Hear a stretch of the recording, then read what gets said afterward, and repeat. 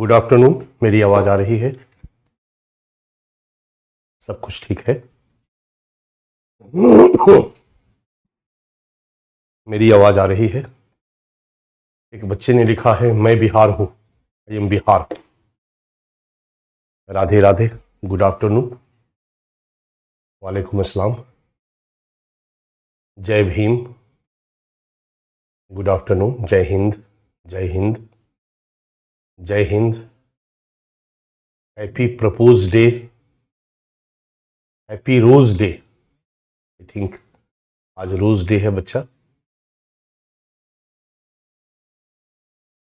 और ये रोज ज़रूरी नहीं है कि आप अपने गर्लफ्रेंड को ही दें, अपने पिता को दे सकते हैं, अपने माँ बाप को दे सकते हैं, अपने दोस्तों को दे सकते हैं। ये प्रेम का प्रतीक है गुलाब।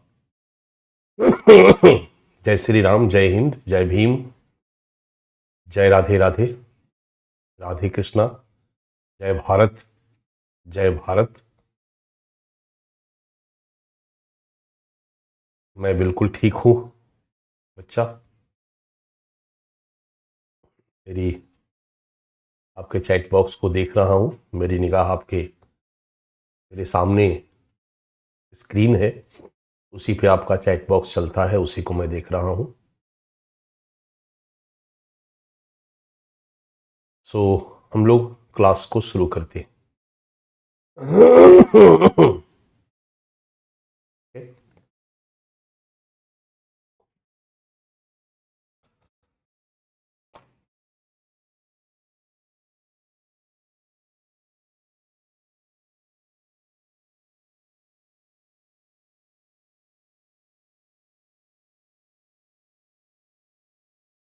आज फिर थोड़ी सर्दी हो गई है मुझे।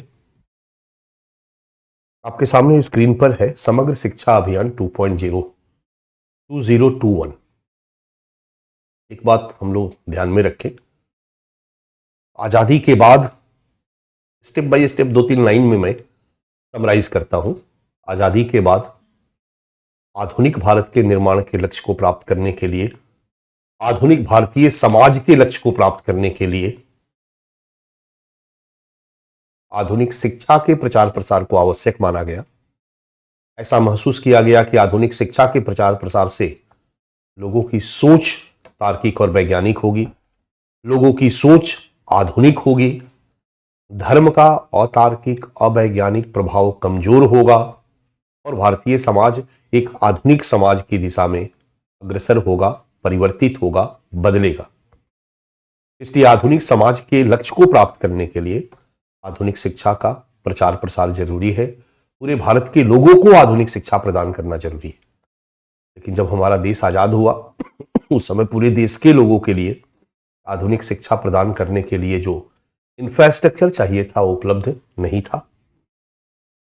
इसलिए शुरुआती दिनों में जो भी हमारी योजनाएं शुरू की गई उसमें सबसे पहले तो तब तक शिक्षा की पहुंच को सुनिश्चित करने का प्रयास किया गया। इसी क्रम में हम लोगों ने ढेर सारी बातों को पढ़ा। प्राथमिक शिक्षा, तो माध्यमिक शिक्षा, उच्च शिक्षा, तकनीकी शिक्षा, इन 3 तरह के शिक्षा को केंद्र में रख करके हमने प्रयास शुरू किया। इधर वयस्क शिक्षा साक्षरता अभियान को भी केंद्र में रखा क्योंकि सबको आधुनिक शिक्षा प्रदान करना है। 1968 में हमने जो शिक्षा नीति बनाई एक राष्ट्रीय स्तर पर, उसमें मात्रात्मक शिक्षा पर बल दिया। 83 में हमने राष्ट्रीय शिक्षा नीति बनाई, उसमें हमने गुणात्मक शिक्षा, मात्रात्मक के साथ साथ, मात्रात्मक को छोड़ा नहीं हमने, गुणात्मक शिक्षा और शिक्षा के क्षेत्र में जो अंतर था लैंगिक आधार पर, जातीय आधार पर, इन सबको दूर करते हुए सामाजिक न्याय के आदर्शों के अनुरूप भारत के सभी लोगों की आधुनिक शिक्षा तक पहुंच को सुनिश्चित करने की दिशा में प्रयास किया। 91 के बाद हम ग्लोबलाइजेशन के दौर में आ गए। वैश्विक गांव का निर्माण शुरू हुआ, वैश्विक समाज का निर्माण शुरू हुआ और तकनीकी विकास भी नए दौर में पहुंच गया। वैश्वीकरण के बाद ढेर सारी एमएनसीज के माध्यम से भारत के तकनीकी विकास में भी गति आई और भारतीय शिक्षा व्यवस्था को भी वैश्विक मांगों के अनुरूप तकनीकी के सहयोग से, टेक्नोलॉजी के सहयोग से बदलने पर बल दिया गया। और इस दिशा में हम लोगों ने प्रयास करना शुरू किया। इधर बच्चों के अधिकारों के संदर्भ में वैश्विक बहस शुरू हो गई थी। इस संदर्भ में हम लोगों ने भी कानून बना करके शिक्षा को मौलिक अधिकार में शामिल किया और हर बच्चे को प्राथमिक शिक्षा उपलब्ध कराना उसका मौलिक अधिकार बनाते हुए उस दिशा में प्रयास करना शुरू किया। तो 2009 के बाद जो हमारे यहाँ शिक्षा के दिशा में खास करके प्राथमिक और माध्यमिक शिक्षा के दिशा में प्रयास हुए, उसका जो निर्देशक सिद्धांत था वो राइट टू एजुकेशन एक्ट 2009 था। फिर 2014 में नई सरकार आती है। 2014 के बाद वैश्वीकरण की प्रक्रिया को और तेज किया जाता है। विदेशी निवेशकों को इंडिया में प्रोत्साहित किया जाता है। इधर दुनिया के अन्य देशों में भी भारत के लोगों की नौकरी के अवसर और तेजी से खुलते हैं और भारतीय शिक्षा व्यवस्था में भी अब वैश्विक मांगों के अनुरूप शिक्षा व्यवस्था को प्रदान करने पर बल दिया जाता है। इसलिए चाहे उच्च शिक्षा हो, चाहे तकनीकी शिक्षा हो, चाहे प्राथमिक और माध्यमिक शिक्षा हो, इसके लिए एक समग्र एक राष्ट्रीय शिक्षा नीति बनाए जाने पर बल दिया जाता है। और फाइनली 1920 में एक नेशनल एजुकेशन पॉलिसी बनाई जाती है जिसका उद्देश्य होता है प्राथमिक और माध्यमिक शिक्षा, उच्च शिक्षा, तकनीकी शिक्षा, इन सब को अधिक से अधिक लोगों तक पहुंचाना, गुणवत्ता सुधार करना, क्वालिटी इंप्रूवमेंट, प्लस इनको वैश्विक मांगों के अनुरूप बनाने पर बल देना। यही हमारे नए शिक्षा नीति 2020 का केंद्रीय उद्देश्य होता है। इसलिए 2020 के बाद जो भी भारत में शिक्षा विकास से संबंधित योजनाएं बनाई जाती है बच्चा, वो 2020 की नई शिक्षा नीति को केंद्र में रख करके बनाई जाती है। इसलिए 2018 में हमने एक समग्र शिक्षा अभियान शुरू किया था। उस समय हमारी नई शिक्षा नीति आनी शुरू हो गई थी। सुब्रमण्यम कमेटी रिपोर्ट आ चुकी थी नई शिक्षा नीति के संदर्भ में कि हमारी नई शिक्षा नीति में किन किन चीजों को ध्यान में रखा जाना चाहिए। इन सब चीजों को ध्यान में रखते हुए समग्र शिक्षा योजना शुरू की गई, जिसमें प्री प्राइमरी से लेकर के 12 तक एक हॉलिस्टिक इंटीग्रेटेड शिक्षा व्यवस्था की स्थापना पर बल दिया गया, राइट। और 2021 में ऐसा महसूस किया गया 2020 के बाद इसमें थोड़ा सा और मॉडिफाई किया जाए और 2020 में जो नई शिक्षा नीति बनी है, फाइनल हुआ है, उसमें जो जो चीजें मेंशन है उसको भी ध्यान में रख करके इसको और ज्यादा व्यापक किया जाए। इसलिए समग्र शिक्षा अभियान 2.0 नाम से 2021 में समग्र शिक्षा योजना को और बृहद रूप, नई शिक्षा नीति के अनुरूप और सतत विकास लक्ष्य 4 के अनुरूप बनाने का प्रयास किया गया। हालांकि सतत विकास लक्ष्य पहले भी था, ठीक है, लेकिन सतत विकास लक्ष्य 4 के अनुरूप बनाने का प्रयास किया गया और इसी को नाम दिया गया समग्र शिक्षा अभियान। और मेरे ख्याल से यहीं से हम लोगों को लिखा जाना था आगे, और इसमें इन सब चीजों पर बल दिया गया। ध्यान देना, इसको 6 साल का टारगेट दिया गया है। 2021 से लेकर 2026 तक ये संचालित किया जाएगा, चलाया जाएगा। और इसमें स्कूल से लेकर 12वीं क्लास तक, क्लास 1 से लेकर के 12 तक जो भी एजुकेशन है भारत में, उसके जितने भी डायमेंशन है, चाहे वो मात्रात्मक वृद्धि हो, गुणात्मक वृद्धि हो, शिक्षक शिक्षा हो, शिक्षक शिक्षा गुणात्मक से ही जुड़ा हुआ है, व्यावसायिक शिक्षा को इसमें क्लब करना हो, वैश्विक मांगों के अनुरूप हमारे 12 तक की शिक्षा व्यवस्था को बदलना हो, इन सब चीजों को इसमें शामिल किया गया।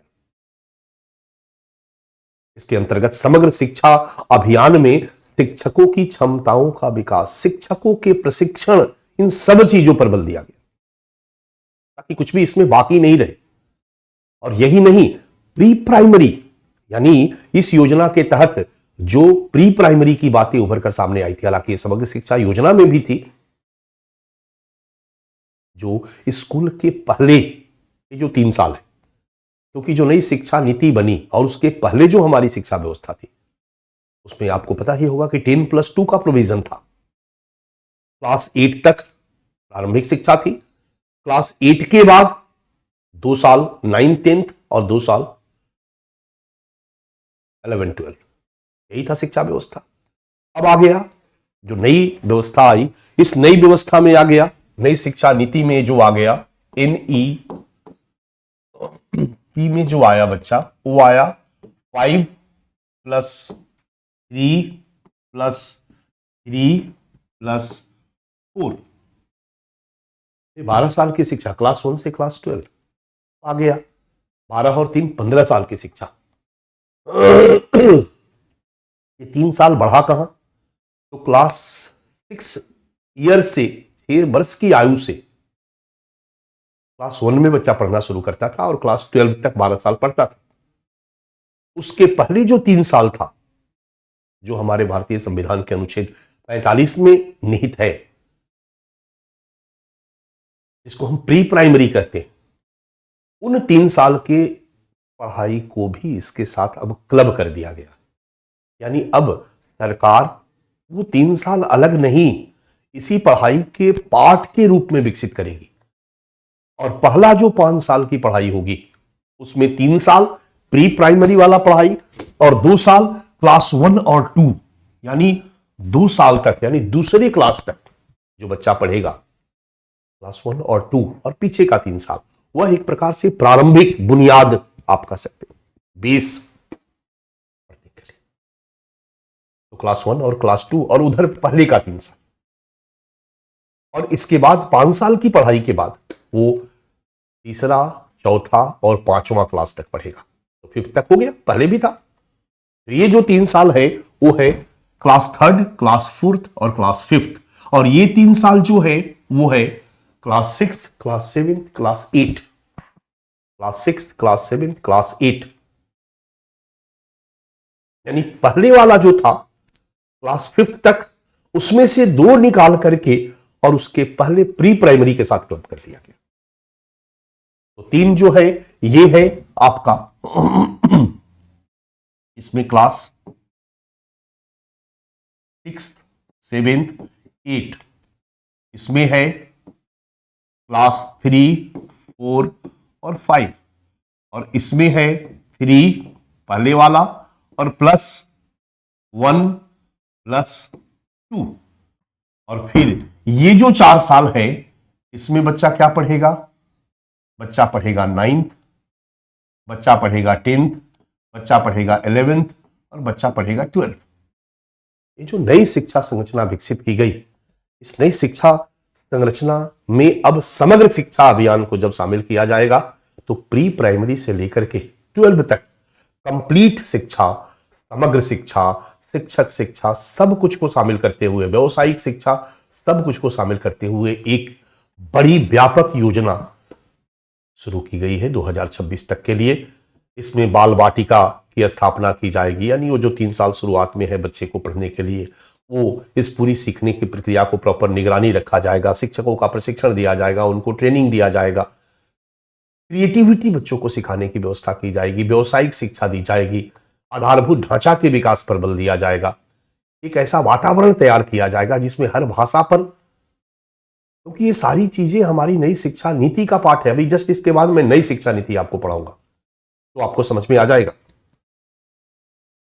उसी के अनुरूप एक समग्र योजना बनाई गई है जिसको कि हम लोग लिखने वाले हैं। हम लोगों ने पीछे जो लिखा था उसको आगे बढ़ाते हुए बच्चा हम इसको आगे बढ़ाते हैं। मेरे ख्याल से यही हेडिंग डाल करके मैंने छोड़ दिया था। आप नीचे की तरफ एरो दीजिए और एरो दे करके जो मैंने अभी बातें कही है उसको फटाफट लिखते चले जाइए। पहला पॉइंट, नीचे की तरफ एरो 2021 में एनईपी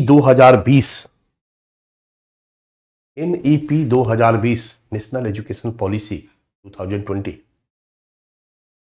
के उद्देश्यों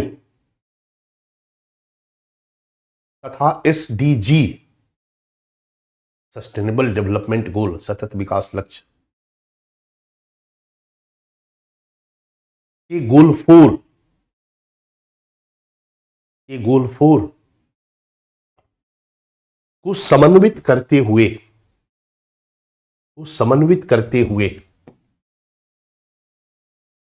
समग्र शिक्षा योजना को, जो योजना 2018 में शुरू की गई थी, समग्र शिक्षा योजना को 2025-26 तक विस्तारित किया गया और इसको समग्र शिक्षा अभियान 2.0 नाम दिया गया। समग्र शिक्षा अभियान 2.0 नाम दिया गया।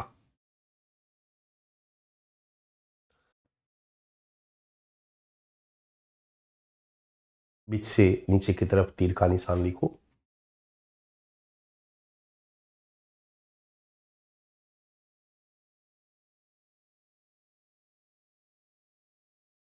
प्रमुख लक्षण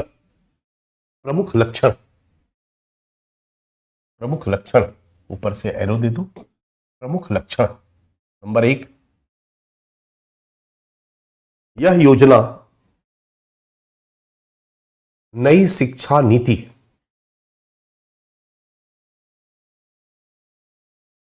की सिफारिशों के अनुरूप बनाई गई है,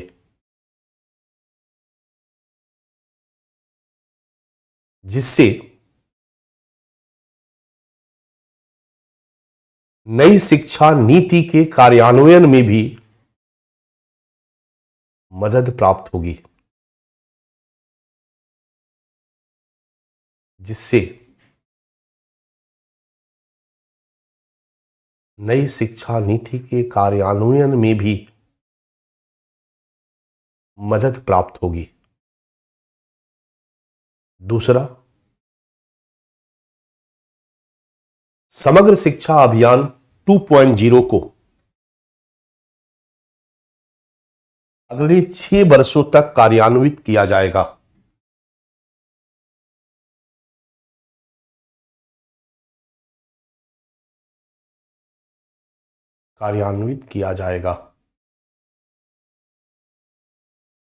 तीसरा पॉइंट, इस योजना के माध्यम से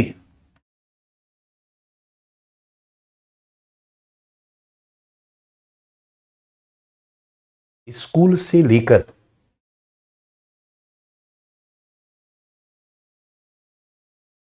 12वीं कक्षा के सभी आयामों को शामिल किया जाएगा,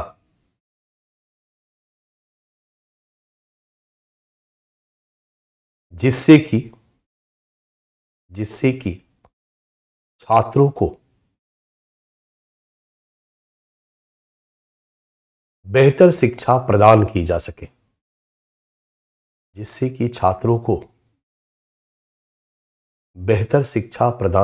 सके। चौथा पॉइंट, इस योजना के माध्यम से सीखने की प्रक्रिया पर निगरानी,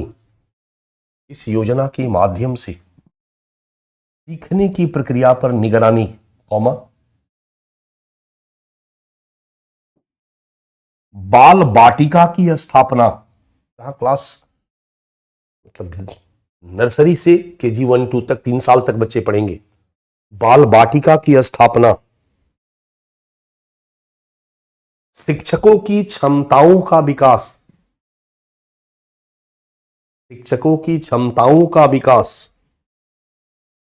एवं प्रशिक्षण कार्य पर भी जोर दिया जाएगा।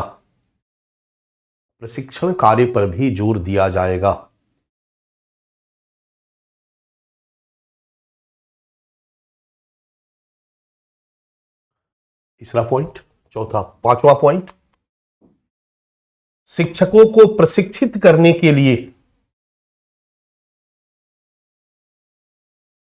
प्रशिक्षण कार्यक्रम का आयोजन किया जाएगा।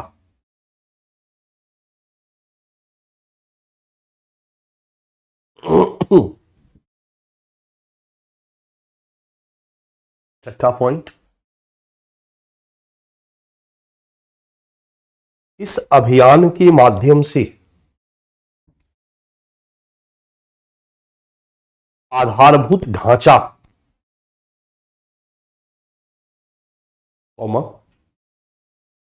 व्यावसायिक शिक्षा एवं रचनात्मक शिक्षण विधियों की व्यवस्था की जाएगी। रचनात्मक शिक्षण विधियों की व्यवस्था की जाएगी।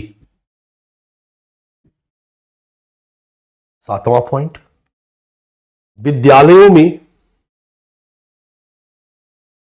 ऐसा वातावरण तैयार किया जाएगा जिससे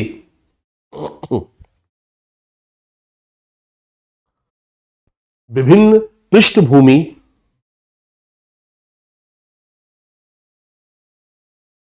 बहुभाषी जरूरत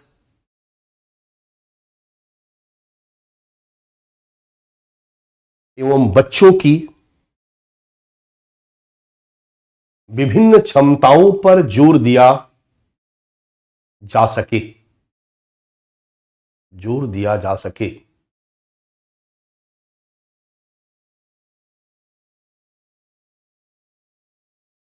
8 नंबर पॉइंट,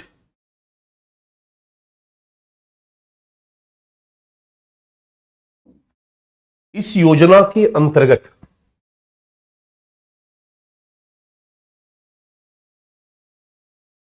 आंगनबाड़ी कार्यकर्ताओं को प्रशिक्षण प्रदान करना, आंगनबाड़ी कार्यकर्ताओं को प्रशिक्षण प्रदान करना,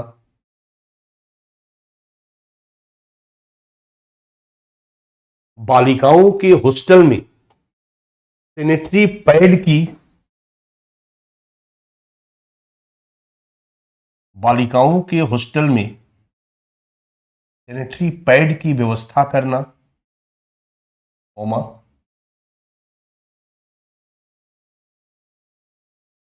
कस्तूरबा गांधी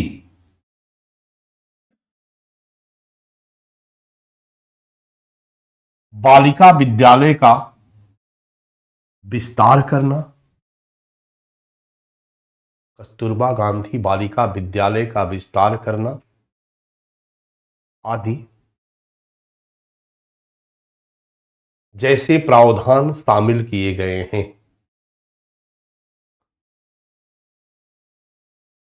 जैसे प्रावधान शामिल किए गए हैं। ये है 2.0 समग्र शिक्षा अभियान 2.0। एक लंबा तीर का निशान खींचो। अब हम करते हैं इसकी समीक्षा।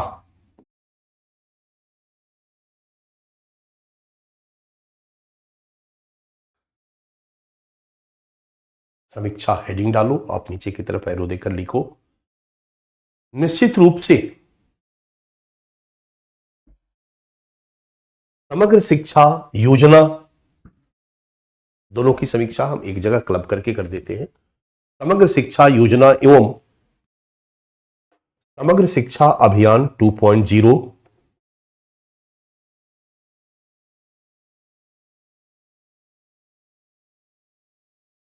इन्वर्टेड कॉमा में बंद करके लिखो।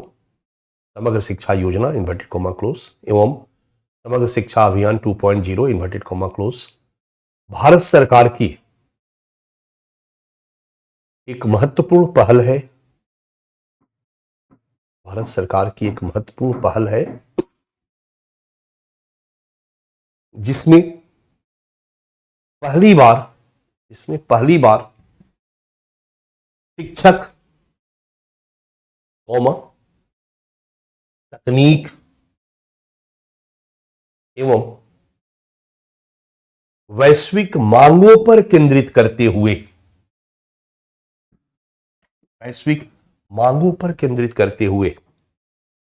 कक्षा नर्सरी से कक्षा 12वीं तक 15 साल।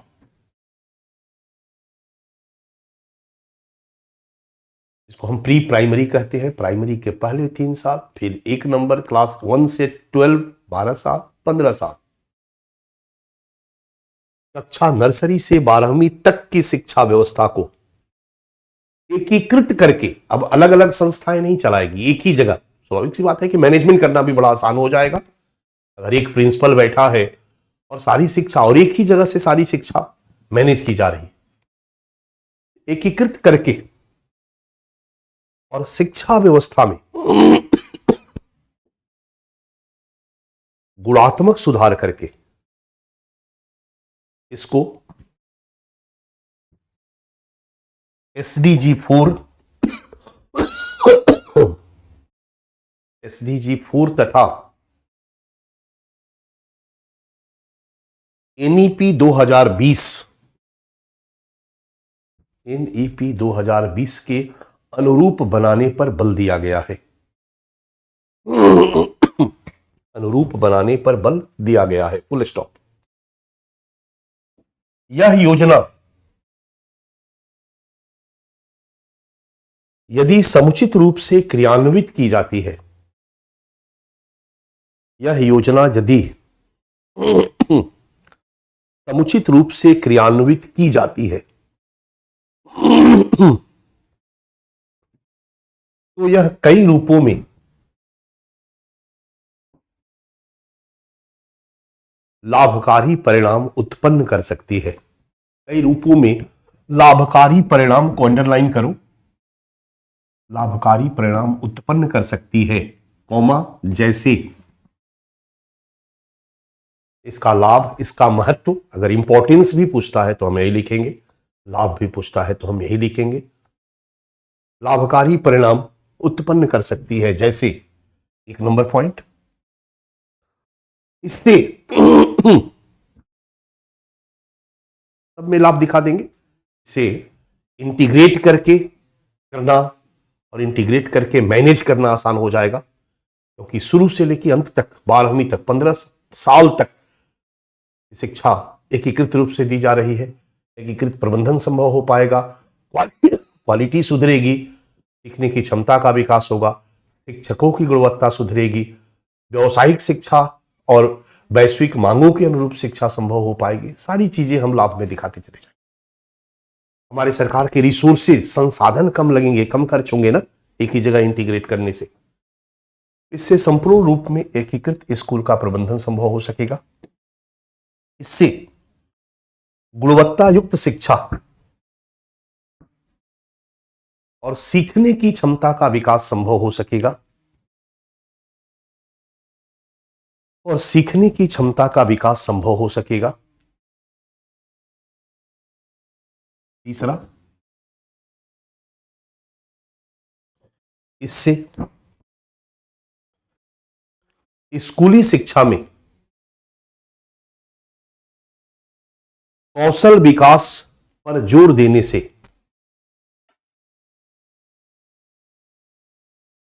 स्कूली शिक्षा में कौशल विकास पर जोर देने से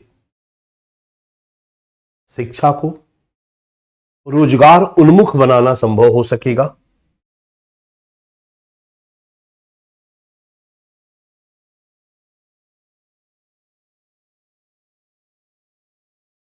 चौथा, इससे शिक्षा में तकनीकी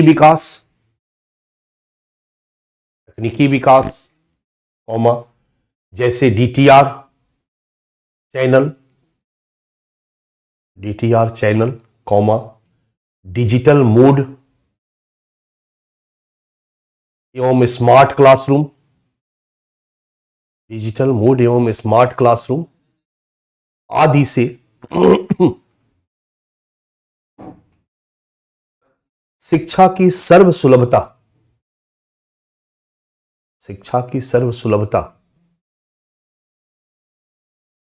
संभव हो सकेगी। 5वां पॉइंट, इससे शिक्षकों की क्षमता का विकास संभव होगा। इससे शिक्षकों की क्षमता का विकास संभव होगा और शिक्षक प्रशिक्षण गुणवत्ता सुधार हेतु एनसीईआरटी और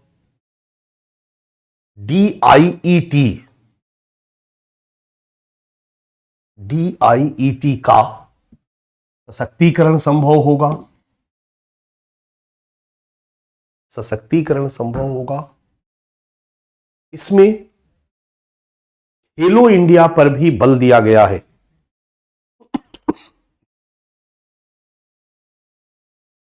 खेलो इंडिया पर भी बल दिया गया है, जिससे शिक्षा विकास के साथ साथ स्वास्थ्य विकास को भी बढ़ावा मिलेगा।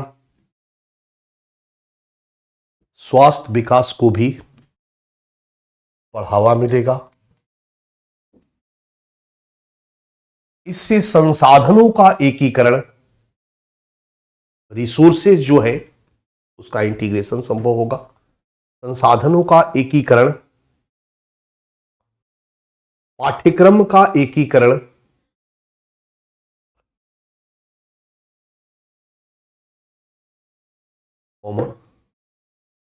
प्रबंधन का एकीकरण एवं बजट का बेहतर इस्तेमाल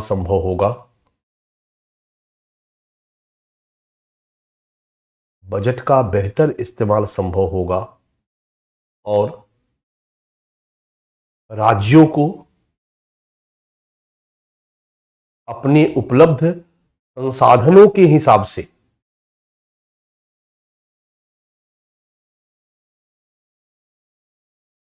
अपनी प्राथमिकता तय करने का अवसर मिलेगा।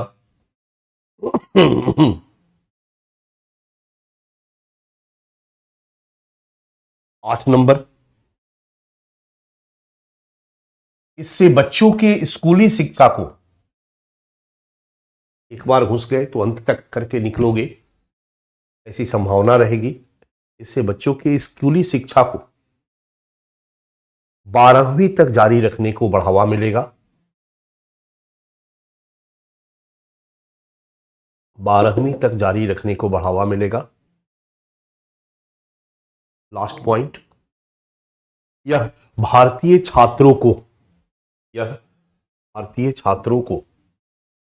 21वीं सदी की वैश्विक अर्थव्यवस्था के लिए तैयार करेगा। 21वीं सदी की वैश्विक अर्थव्यवस्था के लिए तैयार करेगा। डन। यही है बच्चा समग्र शिक्षा योजना और समग्र शिक्षा अभियान। ये स्कूली शिक्षा के लिए अभी सबसे नया, सबसे महत्वाकांक्षी और सबसे बड़ी योजना है और इस पर अलग से प्रश्न पूछे जाने की संभावना सदैव बनी रहेगी। इसलिए हम लोगों ने इसको अलग से कर दिया, अलग से तैयार कर दिया। डन। अब हम इसमें एक योजना और डाल दिए हैं बच्चा। ये 2016 में शुरू की गई थी। ठीक है, पीछे हम लोगों ने चर्चा की थी। हम लोग लेटेस्ट 2021 तक कर दिए। यही है आपका समग्र शिक्षा अभियान, समग्र शिक्षा योजना। यहां तक कंप्लीट हो गया हमारा। डन। अब ये की योजना हम लोग और थोड़ा सा देख लेंगे पीडीएफ के माध्यम से। ये 2016 में शुरू की गई थी। पीछे हमने चर्चा करी थी विद्यांजलि योजना, याद होगा आपको। विद्यांजलि योजना शुरू की गई थी कि बहुत से, चूंकि हमारे पास ये लगातार हो रहा था, राइट टू एजुकेशन एक्ट में बहुत निर्देश दिया जा चुका था, इंफ्रास्ट्रक्चर कम था, बच्चे को इनोवेटिव और कंप्लीट डेवलपमेंट के लिए जरूरी था कि बच्चों को कुछ एक्स्ट्रा चीजें भी बताई जाए। हमारी सरकार ने महसूस किया कि हमारे देश में ऐसे कई लाख लोग हैं जो निःशुल्क बच्चों को पढ़ाना चाहते हैं, समाज सेवा के रूप में बच्चे को पढ़ाना चाहते हैं। बट वो कैसे पढ़ाएंगे? अगर आप ही बच्चे को पढ़ाना चाहते हो, स्कूल में घुसने नहीं दिया जाएगा, पढ़ाने नहीं दिया जाएगा। हर चीज का एक सिस्टम है। तो जब तक कोई संस्थागत व्यवस्था नहीं होती है, तब तक ऐसे लोगों को स्कूल में पढ़ाने का अवसर नहीं मिलेगा। प्राइवेट में जाकर के पढ़ाएं। हमारी 142 करोड़ आबादी में से ऐसे लाखों स्वयंसेवी मिल जाएंगे जो बिना किसी पैसे के स्कूल में पढ़ाने के लिए तैयार हो जाए। तो सरकार का खर्चा बचेगा। जो अभी इंफ्रास्ट्रक्चर की प्रॉब्लम है, शिक्षकों की समस्या है, कमी की समस्या है, वो काफी हद तक दूर हो जाएगी। कुछ इसी सब चीजों को सोच में रखते हुए, या फिर बहुत सारे ऐसे लोग हैं अनुभवी अलग अलग फील्ड के, वो अपने अनुभव अगर बच्चों को सिखाएंगे, अपना ज्ञान, मान लो कोई क्रिकेटर है, बच्चों को क्रिकेट सिखा सकता है, कोई गीतकार संगीतकार है तो गीत संगीत सिखा सकता है, रिटायर्ड है तो बच्चों के बहुआयामी विकास में ये सहायक होगा। इसी बात को ध्यान में रखते हुए ऐसे स्वयंसेवियों के द्वारा, उनके द्वारा शिक्षा प्रदान करने हेतु एक संस्थागत व्यवस्था प्रदान की गई, या संस्थागत व्यवस्था प्रदान करने के लिए एक योजना शुरू की गई, विद्यांजलि योजना 2016। और इसमें ऐसे ही स्वयंसेवी लोगों को बच्चों को पढ़ाने का अवसर दिया गया। पर ध्यान रहे कि इनको किसी भी तरह की सैलरी नहीं दी जाएगी।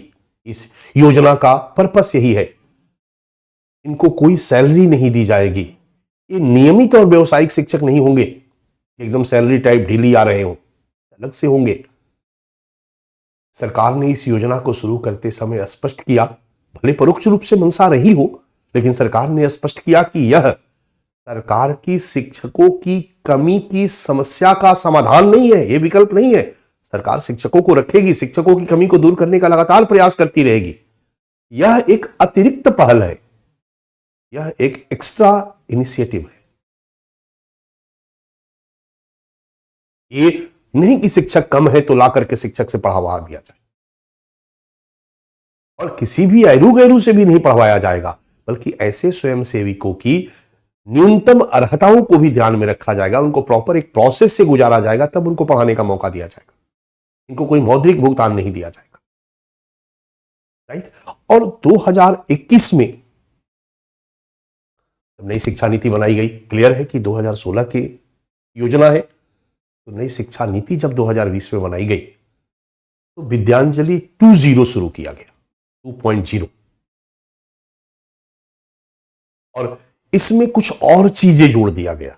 मेरी बातों को ध्यान से सुनो। अभी तक था कि कोई भी स्वयंसेवक, आप अगर किसी फील्ड में रिटायर हो चुके हो, किसी फील्ड के स्पेशलाइज्ड हो, खाली समय बैठे हो, मन करता है कि नहीं कुछ बच्चों को पैसे की कमी नहीं है, कुछ बच्चों को जाकर के कुछ पढ़ाए लिखाएं, उनको साथ समय व्यतीत करें, उनका कुछ अपना एक्सपीरियंस शेयर करें, तो आप इस योजना के तहत उस कार्य में भाग ले सकते हो, कर सकते हो। एक तरीका तो ये है। 21 में एक और तरीका इसमें क्लब कर दिया गया। आप चाहते हो कुछ रुपया, पैसा, संपत्ति, आपके पास एक फ्लैट है, स्कूल के लिए डोनेट कर दे, यानी कुछ मौद्रिक वस्तु संपत्ति के रूप में भी अगर कुछ देना चाहते हो तो भी आप दे सकते हो। स्वयंसेवक दोनों रूपों में स्कूल शिक्षा में मदद कर सकते हैं। यही है विद्यांजलि योजना। ठीक है, हम लोग 2 मिनट में इस पर एक नजर डालते हैं। आपका टॉपिक का नाम, हेडिंग डालिए, विद्यांजलि योजना 2016, विद्यांजलि योजना 2016। पीडीएफ नोट्स, पीडीएफ नोट्स एक बार आपके सामने मैं देख लेता हूं जो मैंने बताया है। उद्देश्य, सरकारी विद्यालयों में स्वयंसेवी अध्यापकों द्वारा शिक्षण कार्य निष्पादित करके शिक्षा प्रणाली को मजबूत बनाना और छात्रों के समग्र व्यक्तित्व के विकास को संभव बनाना, छात्रों के समग्र व्यक्तित्व के विकास को संभव बनाना, यह है इस योजना का उद्देश्य। इसके प्रमुख लक्षण या प्रावधान क्या क्या है? इस योजना के तहत स्वयंसेवियों द्वारा छात्रों के शैक्षिक एवं सर्वांगीण विकास को सुनिश्चित किया जाता है। केवल शैक्षिक विकास ही नहीं, सर्वांगीण विकास को सुनिश्चित किया जाता है। और इस हेतु छात्रों में कौशल विकास, रचनात्मक लेखन, गायन, नृत्य, भाषण आदि का विकास किया जाता है। तभी तो एक समग्र व्यक्तित्व का विकास संभव होगा। ये स्वयंसेवी सरकारी स्कूल में नियमित और व्यावसायिक शिक्षक का स्थान नहीं लेंगे, व्यावसायिक शिक्षक का स्थान नहीं लेंगे। इन स्वयंसेवियों को पढ़ाने हेतु न्यूनतम अर्हता को ध्यान में रखा जाएगा। न्यूनतम अर्हता की पूरी प्रक्रिया से उनको गुजरना होगा, जो भी उनकी अर्हताएं होनी चाहिए। और इसके लिए उनको कोई मौद्रिक भुगतान नहीं किया जाएगा, कोई मौद्रिक भुगतान नहीं किया जाएगा। इस योजना के अंतर्गत 2 कार्य क्षेत्र हैं। पहला, स्कूल सेवा गतिविधि में भाग लेना, पढ़ाना, और दूसरा, संपत्ति या सामग्री या उपकरण का योगदान देना, अगर चाहे तो वो दे सकता है। इससे संसाधन भी बढ़ेंगे हमारे स्कूल शिक्षा के लिए, और मैन पावर पढ़ाने वाला तो बढ़ ही रहा है। 2021 में सरकार द्वारा इस योजना के तहत एक नए पोर्टल विद्यांजलि 2.0 की शुरुआत की गई। दिसंबर 2022 तक 1,10,874 स्वयं सेवक इस पोर्टल से जुड़ चुके हैं, बच्चा उसमें रजिस्ट्रेशन करा चुके हैं। इस योजना में अनिल कुंबले, ट्विंकल खन्ना, किरण रिजिजू, मिनिस्टर हमारे भारत सरकार के, ऐसे लोग भी शामिल हैं जो अपने कीमती समय में से कुछ समय अपने बच्चों को फ्री ऑफ कॉस्ट जाकर के पढ़ाने में दे रहे हैं। ये है विद्यांजलि योजना और विद्यांजलि 2.0। इसके बारे में थोड़ा सा 2-3 लाइन ब्रीफ, ताकि जब कभी आप लिख रहे हो एक बेहतरीन आंसर लिखने के लिए तो बीच बीच में कहीं इसको इंट्रोड्यूस कर सको। यही है योजना। स्कूली शिक्षा के लिए जो प्रमुख योजना थी वो मैंने आपको बता दी। कुछ छोटी छोटी योजनाएं हैं जिसको कि मैंने छोड़ दिया, उसको मैं आपको मैटर के रूप में दे दूंगा। और आपका जो मेन टॉपिक है वो टॉपिक आपके सामने है स्क्रीन पर। हेडिंग डालिए, नई शिक्षा नीति 2020, जिसका काफी से इंतजार था आपका। नई शिक्षा नीति हमारी क्या है 2020, क्योंकि काफी चर्चाएं हैं और पूरी जो कायनात है, फिल्मी भाषा में अगर हम शब्द दें तो फिल्मी शब्द है कायनात। तो पूरी कायनात आज के डेट में शिक्षा से जुड़ी हुई पूरी कायनात आज के डेट में राष्ट्रीय शिक्षा नीति 2020 को लागू करने में लगी हुई है। न्यू एजुकेशन पॉलिसी 2020 को एग्जीक्यूट करने में लगी हुई है। हालांकि एक लंबी प्रक्रिया है, एक दिन में नहीं होगा, लेकिन सभी लोग अभी इसी दिशा में भारत की शिक्षा व्यवस्था को परिवर्तित करने के लिए प्रयास कर रहे हैं। हालांकि अभी बहुत सी जगहों पर धीमी गति है, बट तेजी से चल रहा है।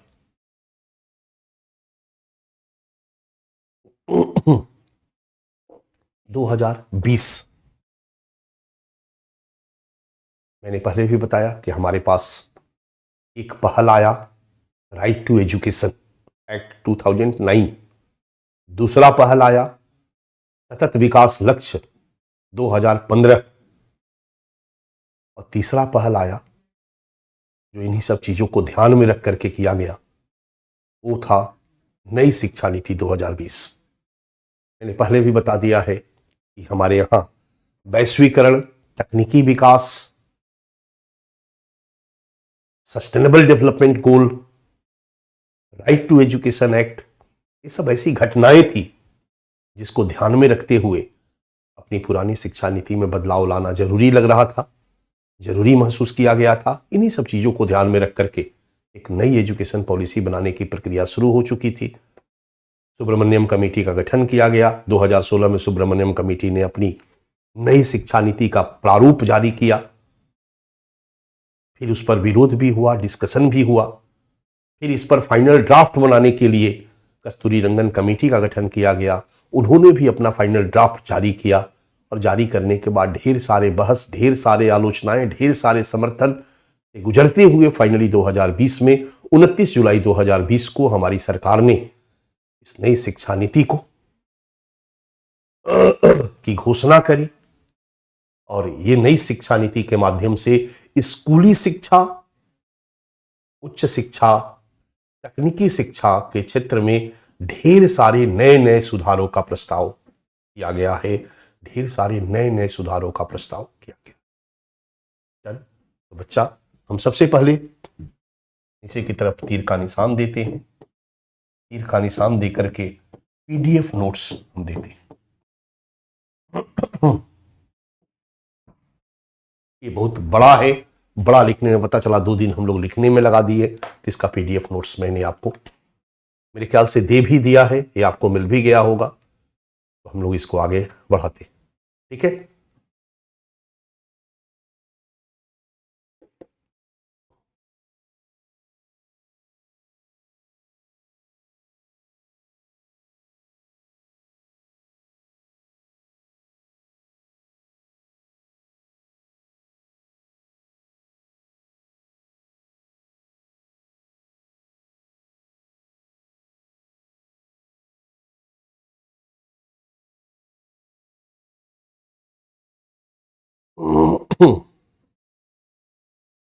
इसका पीडीएफ नोट्स मैंने आपको दे दिया है, भेज दिया है आपकी टीम को।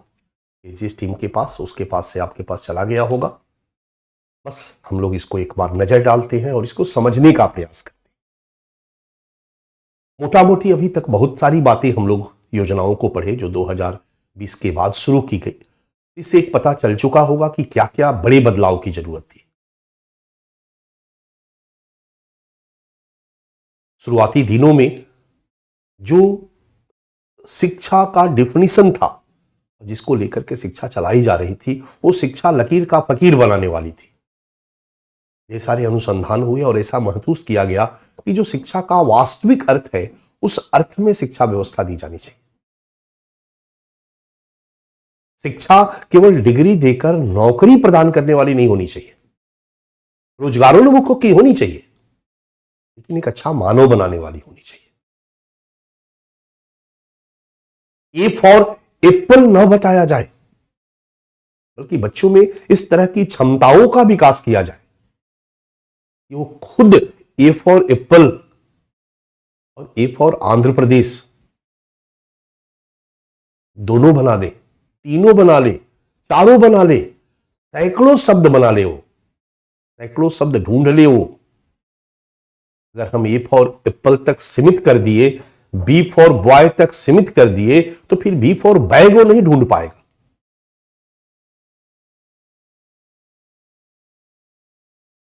क्षमताओं का विकास करना, मैंने पहले भी कहा है कि कोचिंग में भी हर जगह हमारी जो ड्यूटी है वो आपको केवल ज्ञान देना नहीं है बच्चा। हमारी ड्यूटी आपके अंदर की क्षमताओं का इस तरह से विकास करना है कि आप अपने चारों तरफ के सराउंडिंग से ज्ञान को ले सके, ज्ञान को ग्रहण कर सके। ज्ञान तो चारों तरफ है। हमारी नई शिक्षा नीति में इस बात पर बल दिया गया। और दूसरा हमने अपनी नई शिक्षा नीति में अपनी प्राचीन परंपरा और संस्कृति को भी महत्व प्रदान करने का प्रयास किया, क्योंकि अपनी परंपरा, अपनी जड़ से अलग होकर व्यक्ति चैन की जिंदगी नहीं जी सकता। हमेशा याद रखो, एक समग्र व्यक्तित्व का विकास तभी होगा जब आधुनिकता और परंपरा के बीच समन्वय रहे। परंपरा को रिप्लेस करके आधुनिकता को अगर हम अपनाना चाहते हैं तो ये कहीं से भी उचित नहीं होगा। इसलिए हमारी परंपरा, हमारी संस्कृति, इन सब चीजों को ध्यान में रखा जाना चाहिए। हमारी नई शिक्षा नीति में विविधता में एकता के आदर्श को भी स्वीकार किया गया, खास करके भाषाई विविधताओं को महत्व प्रदान किया गया। इसलिए क्षेत्रीय भाषा में क्लास 5 तक, क्लास 5 तक क्षेत्रीय भाषा में, देसी भाषा, अपने क्षेत्र की भाषा में शिक्षा प्रदान करने पर बल दिया गया। 8 के बाद भी दे सकते हो, 5 to 8 भी दे सकते हो अगर संभावना बनती है तो।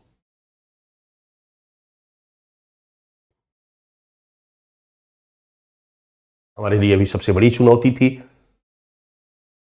भारतीय शिक्षा व्यवस्था को वैश्विक शिक्षा व्यवस्था के साथ जोड़ना। बेसिक तो है ही, बेसिक चुनौती में मान के चलो प्री प्राइमरी को भी शामिल करना, ये तो पहले से ही था, राइट टू एजुकेशन एक्ट में भी था। तो प्री प्राइमरी से 12वीं तक कंप्लीट, सबकी शिक्षा तक पहुंच नई शिक्षा नीति के उद्देश्य में शामिल होना चाहिए। मात्रात्मक शिक्षा,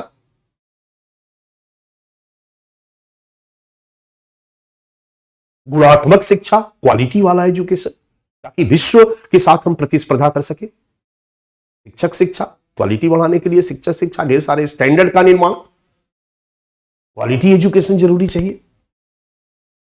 वैश्विक मांगों के अनुरूप शिक्षा व्यवस्था होनी चाहिए। स्कूली शिक्षा बुनियाद है, अगर बुनियाद गड़बड़ हुआ तो वैश्विक मांगों के अनुरूप हम बच्चे पैदा नहीं कर पाएंगे, बच्चों का विकास नहीं कर पाएंगे। वैश्विक मांगों के अनुरूप शिक्षा व्यवस्था होनी चाहिए। टेक्नोलॉजिकल डेवलपमेंट को भी शिक्षा व्यवस्था में यूज किया जाना चाहिए। इसको यूज करके हम सबके लिए शिक्षा की पहुंच को सुलभ कर सकते हैं, आसान कर सकते हैं, इजी कर सकते हैं।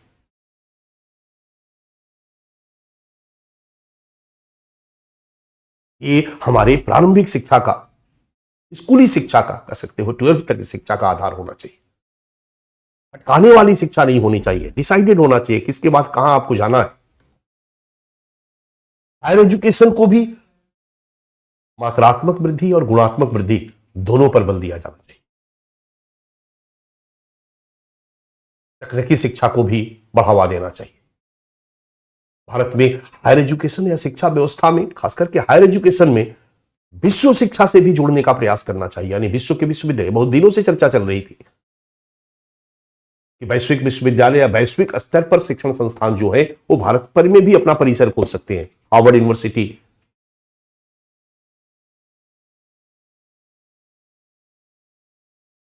या जो भी बड़े बड़े वैश्विक शिक्षण संस्थान है वो इंडिया में भी अपना कैंपस खोले, या भारत के शिक्षण संस्थान विदेशों में जाकर के अपना कैंपस खोले। भारत में बैठे बैठे आपको हार्वर्ड की डिग्री मिले।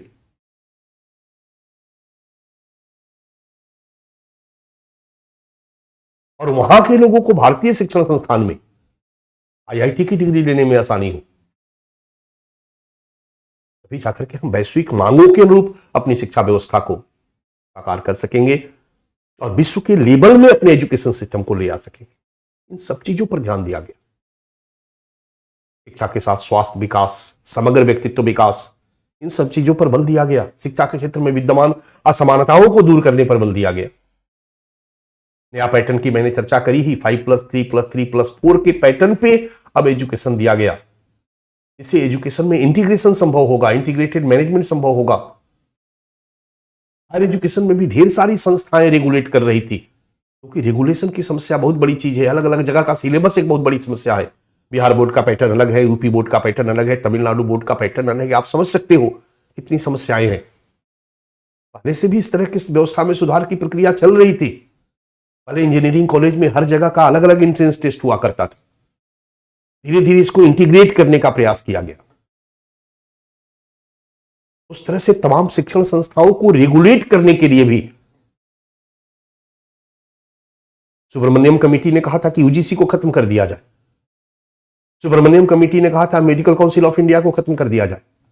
सुब्रमण्यम कमेटी ने कहा था कि एआईसीटीई को खत्म कर दिया जाए। उनकी जगह पर एक अम्ब्रेला ऑर्गेनाइजेशन बनाया जाए जो कंप्लीट हायर एजुकेशन को रेगुलेट कर सके। क्योंकि ढेर सारे जब रेगुलेटरी एजेंसी होगी तो उनके बीच कोऑर्डिनेशन बनाए रखना बड़ा कठिन होगा। ये हो रहा था।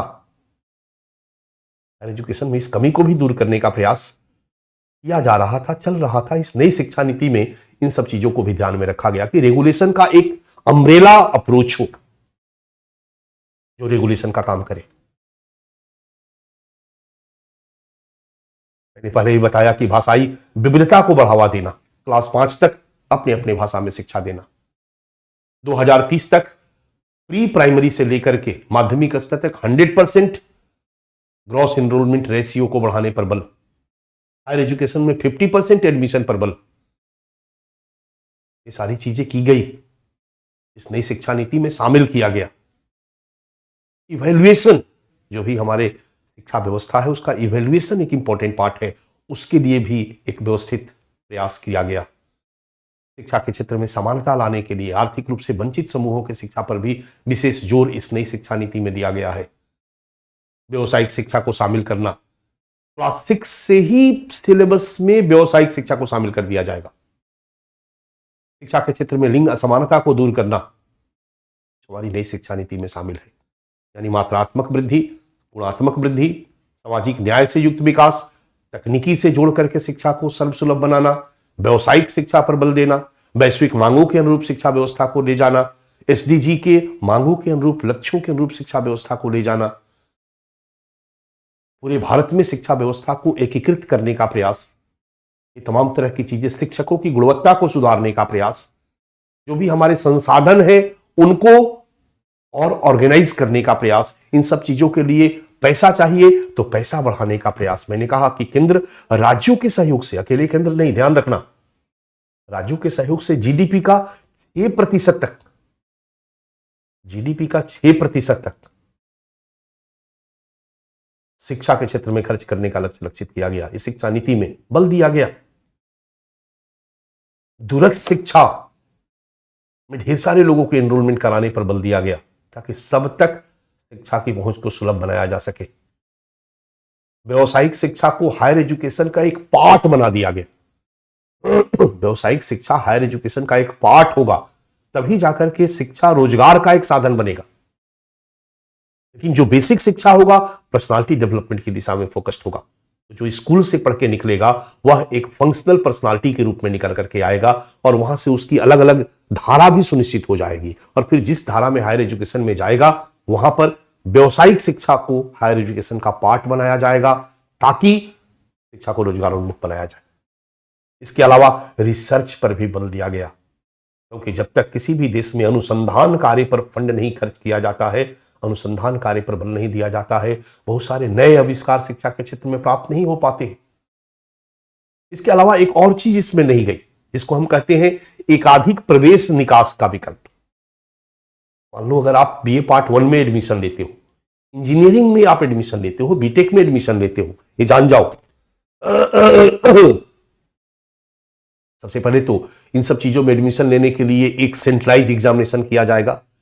एनटीए को इस दिशा में टेस्ट लेने के लिए आगे बढ़ाया जा रहा है। एनटीए का नाम सुने होंगे, नेशनल टेस्ट एजेंसी। आज के डेट में ऑलमोस्ट अगर यूनिवर्सिटी में आपको एग्जाम एडमिशन लेना है तो अभी पूरे भारत के सेंट्रल यूनिवर्सिटी में एडमिशन लेने के लिए एक टेस्ट का आयोजन शुरू कर दिया गया है। आपने सुना होगा सेंट्रल यूनिवर्सिटी एंट्रेंस टेस्ट, यही है CUET, मेरे ख्याल से याद होगा आपको। एनटीए आयोजित करती है नेशनल टेस्ट एजेंसी, और यही एनटीए जेई मेंस और एडवांस का भी आयोजन करती है। इंजीनियरिंग कॉलेज में जो जेई मेंस और एडवांस होता है उसका आयोजन यही एनटीए करती है। तो इस तरीके से एक परीक्षा प्रणाली हो, कश्मीर से लेकर कन्याकुमारी तक उस परीक्षा प्रणाली का एक ही पाठ्यक्रम हो, एक ही अर्हता हो, और उसी अर्हता से गुजरते हुए लोग विभिन्न विश्वविद्यालयों में हायर एजुकेशन में पढ़े। इन विश्वविद्यालयों का पाठ्यक्रम एक जैसा हो, जो वैश्विक मांगों के अनुरूप हो।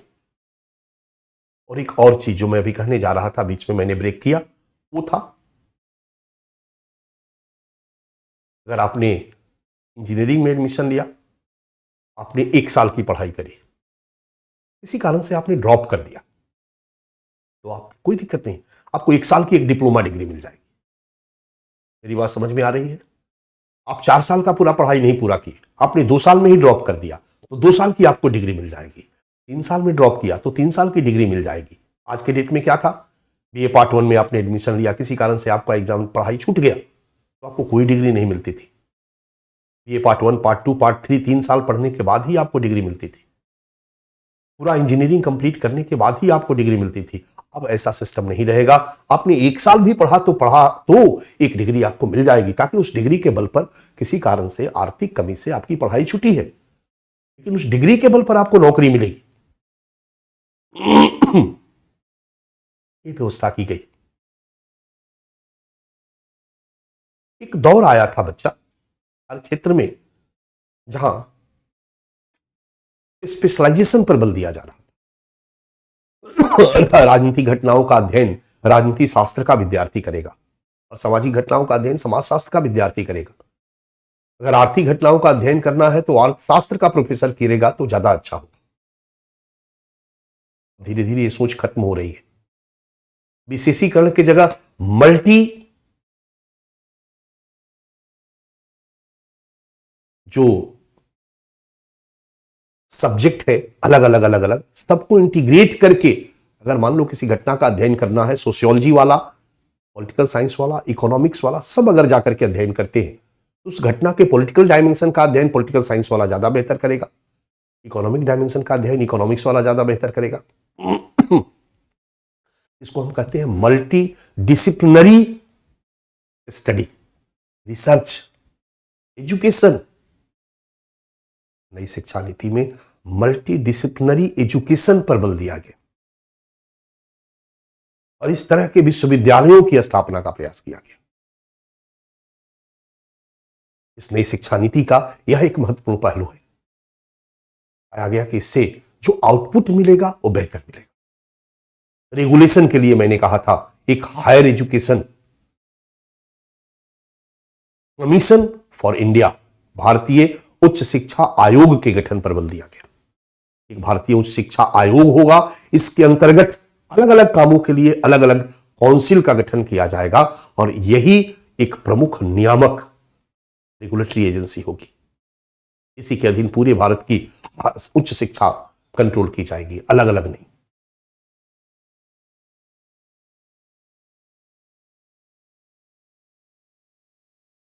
क्लियर है बच्चा? यही सब आपके नई शिक्षा नीति की विशेषता है। ये थोड़ा सा एक नजर हम डालते हैं, बस आपको हम रीडिंग डाल देंगे, जहां जरूरत होगी वहां थोड़ा थोड़ा समझाते चलेंगे। नई शिक्षा नीति पीडीएफ नोट्स एक नजर हम डालते हैं बच्चा। टाइम है हमारे पास 1:33 हो रहा है, 1:33।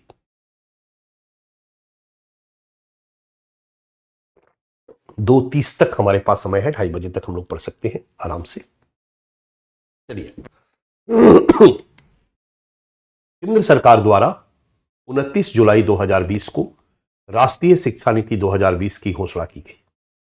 राष्ट्रीय शिक्षा नीति एनईपी 2020 में स्कूली शिक्षा के साथ साथ तकनीकी शिक्षा सहित उच्च शिक्षा में ढेर सारे सुधारों का प्रस्ताव किया गया और इन्हीं सुधारों के अनुरूप, मैंने पहले भी बताया है कि जो पॉलिसी होती है एक गाइडलाइन होती है और इसी के अनुरूप विभिन्न योजनाएं और कार्यक्रम बनाए जाते हैं और इसी के अनुरूप परिवर्तन लाने का प्रयास किया जाता है। तो इसी के सुधारों का प्रस्ताव किया गया, जिसके अनुरूप शिक्षा व्यवस्था में सुधार लगातार किए जा रहे हैं।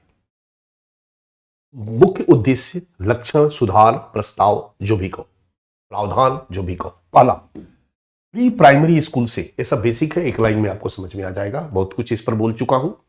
प्री प्राइमरी स्कूल से कक्षा 12 तक स्कूली शिक्षा के सभी स्तरों पर सार्वभौमिक पहुंच को सुनिश्चित करना। स्कूली शिक्षा के सभी स्तरों पर सार्वभौमिक पहुंच को सुनिश्चित करना, राइट, ताकि सभी, अब भारत में केवल प्राथमिक नहीं, 1 से लेकर 12 तक सब पढ़, 12 तक का एजुकेशन सबके पास हो।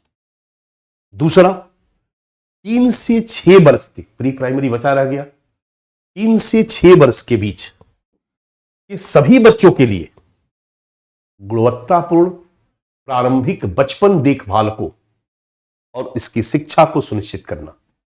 गुणवत्तापूर्ण प्रारंभिक बचपन देखभाल और शिक्षा की जिम्मेदारी राज्य की होगी, ऐसा हमारे संविधान के अनुच्छेद 45 में कहा गया।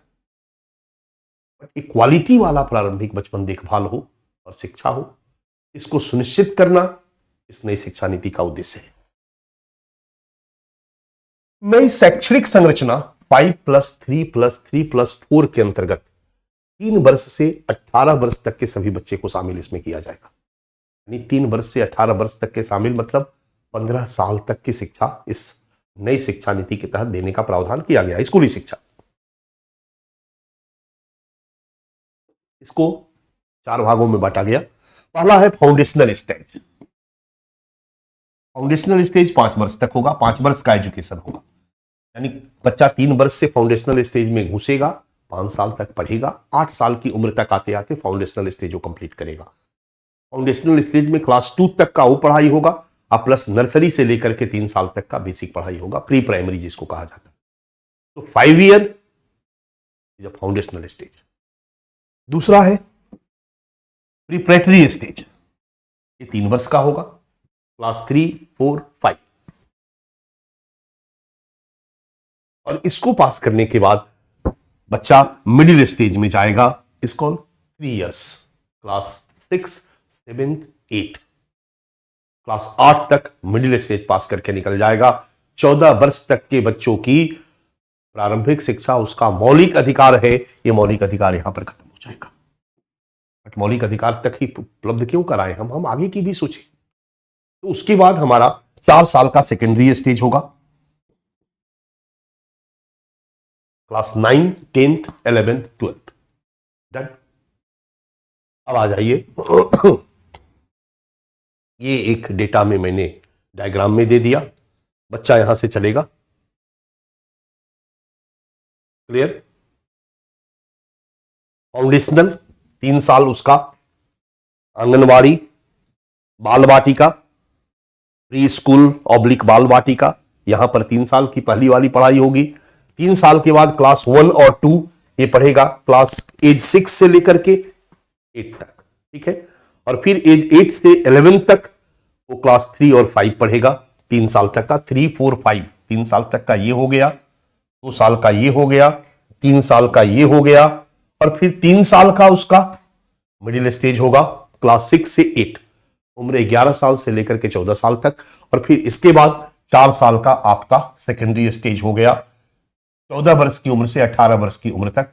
इसमें क्लास 9 पढ़ेगा, 10 पढ़ेगा, 11 पढ़ेगा, 12 पढ़ेगा। क्लियर? डन। इसके बाद चौथा पॉइंट, 2030 तक प्री स्कूल से माध्यमिक स्तर तक ग्रॉस इनरोलमेंट रेशियो को 100% तक बढ़ाने का लक्ष्य।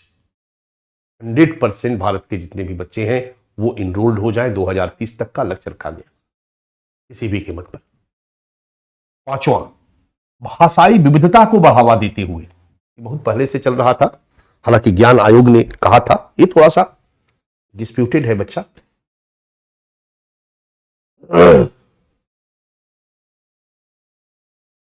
क्योंकि अगर तमिल में पढ़ोगे, तेलुगु में पढ़ोगे, नौकरी तो अंग्रेजी पढ़ने से लगने वाली है। कहीं ना कहीं तमिल और तेलुगु पढ़ा करके सरकारी स्कूल में आपको नौकरी से वंचित किया जाएगा, ऐसा आरोप भी लोग लगाते हैं।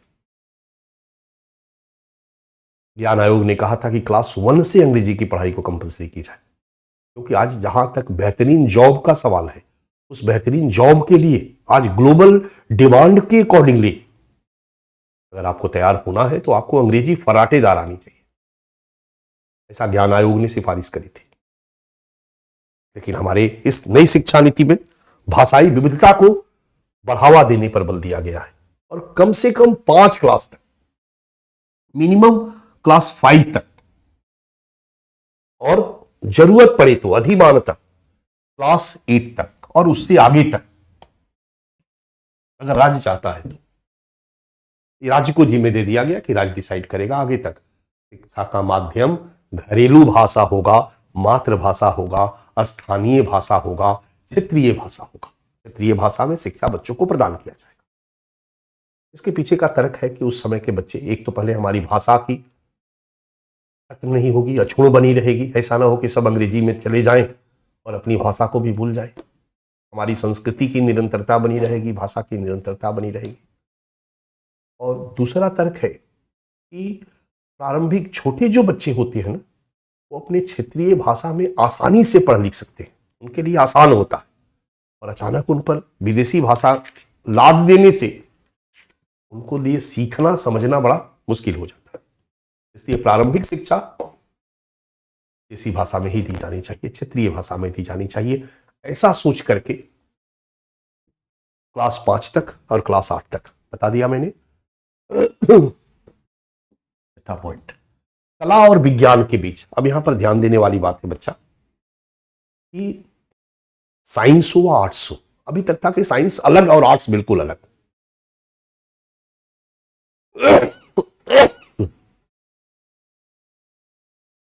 व्यवसायिक शिक्षा अलग, शैक्षणिक विषय अलग।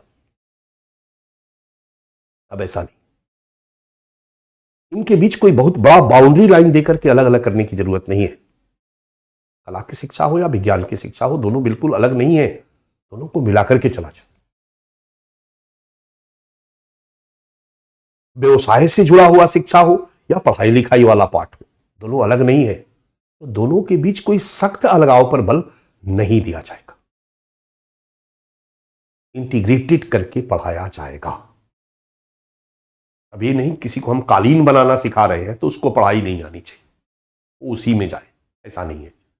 तो कला और विज्ञान के बीच, पाठ्य चर्चा और पाठ्योत्तर गतिविधियों के बीच पढ़ाई लिखाई का काम और पढ़ाई लिखाई से अलग की गतिविधियां, खेल कूद और बहुत सारी गतिविधियां हैं, समाज सेवा। तो पाठ्य चर्चा और पाठ्येतर गतिविधियों के बीच व्यावसायिक शिक्षा और शैक्षणिक विषयों के बीच कोई सख्त अलगाव नहीं किया जाएगा, कोई सख्त अलगाव नहीं रखा जाएगा।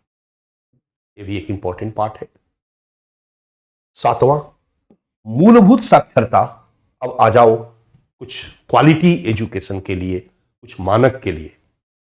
मूलभूत साक्षरता और संख्यात्मकता पर राष्ट्रीय mission, national mission on foundational literacy and numeracy की स्थापना। इसकी स्थापना के पीछे उद्देश्य है कि क्लास 3 तक का मतलब होता है 5 साल उधर, राइट, 1 साल इधर। तो क्लास 3 तक के स्तर के बच्चों के लिए बेसिक जोड़ घटाव गुना भाग आना चाहिए। अगर एक बेसिक चीजें जो जानकारी की होनी चाहिए उतने बच्चों को आना चाहिए, क्योंकि बच्चा 3 साल का, फिर 3 साल से 5 साल, 5 3 8 साल, 9 साल, तो 9 साल की उम्र में 9 इयर्स के एज ग्रुप में बच्चे को बेसिक सारी चीजें सिखा देनी है। इसके लिए ही एक national mission on foundational literacy and numeracy की स्थापना, जिसके द्वारा 2025 तक क्लास 3 स्तर तक के बच्चों के लिए आधारभूत कौशल सुनिश्चित किया जाएगा। आधारभूत कौशल सुनिश्चित किया जाएगा, बेसिक स्किल्ड होना चाहिए। ठीक है। 8 नंबर, किसी भी स्कूल वर्ष के दौरान 2 अवसरों पर बोर्ड परीक्षा, ये आप भी जानते हो, 2 अवसरों पर बोर्ड परीक्षा होगी, एक मुख्य परीक्षा और एक सुधार के लिए यदि वांछित हो तो। एक परीक्षा प्रणाली हमारी हो गई। एक नए राष्ट्रीय मूल्यांकन केंद्र परख, समग्र विकास के लिए प्रदर्शन मूल्यांकन, समीक्षा और ज्ञान का विश्लेषण की स्थापना की जाएगी। ये इवैल्यूएशन के लिए रहेगी, ताकि कहीं से भी क्वालिटी के साथ कॉम्प्रोमाइज न किया जाए। सामाजिक न्याय पे आ जाओ। सामाजिक और आर्थिक रूप से वंचित समूहों की शिक्षा पर विशेष जोर दिया जाएगा। Socially and economically deprived groups जो भी हैं, उनकी शिक्षा पर विशेष जोर दिया जाएगा, ताकि शिक्षा के क्षेत्र में सामाजिक न्याय की स्थापना की जा सके।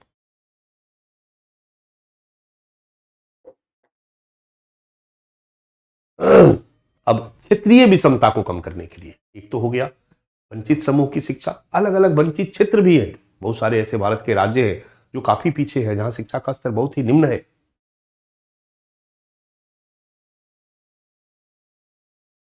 वंचित क्षेत्रों और समूहों के लिए एक अलग लिंग समावेशन निधि और विशेष शिक्षा क्षेत्र बनाया जाएगा, और इसके माध्यम से शिक्षा के क्षेत्र में विषमता को कम किया जाएगा, या शिक्षा के क्षेत्र में सामाजिक न्याय को स्थापित करने पर बल दिया जाएगा। 12 नंबर पॉइंट है आपका, स्कूल और उच्च शिक्षा प्रणाली में व्यावसायिक शिक्षा का प्रसार किया जाएगा, हायर एजुकेशन में भी और स्कूल एजुकेशन में भी।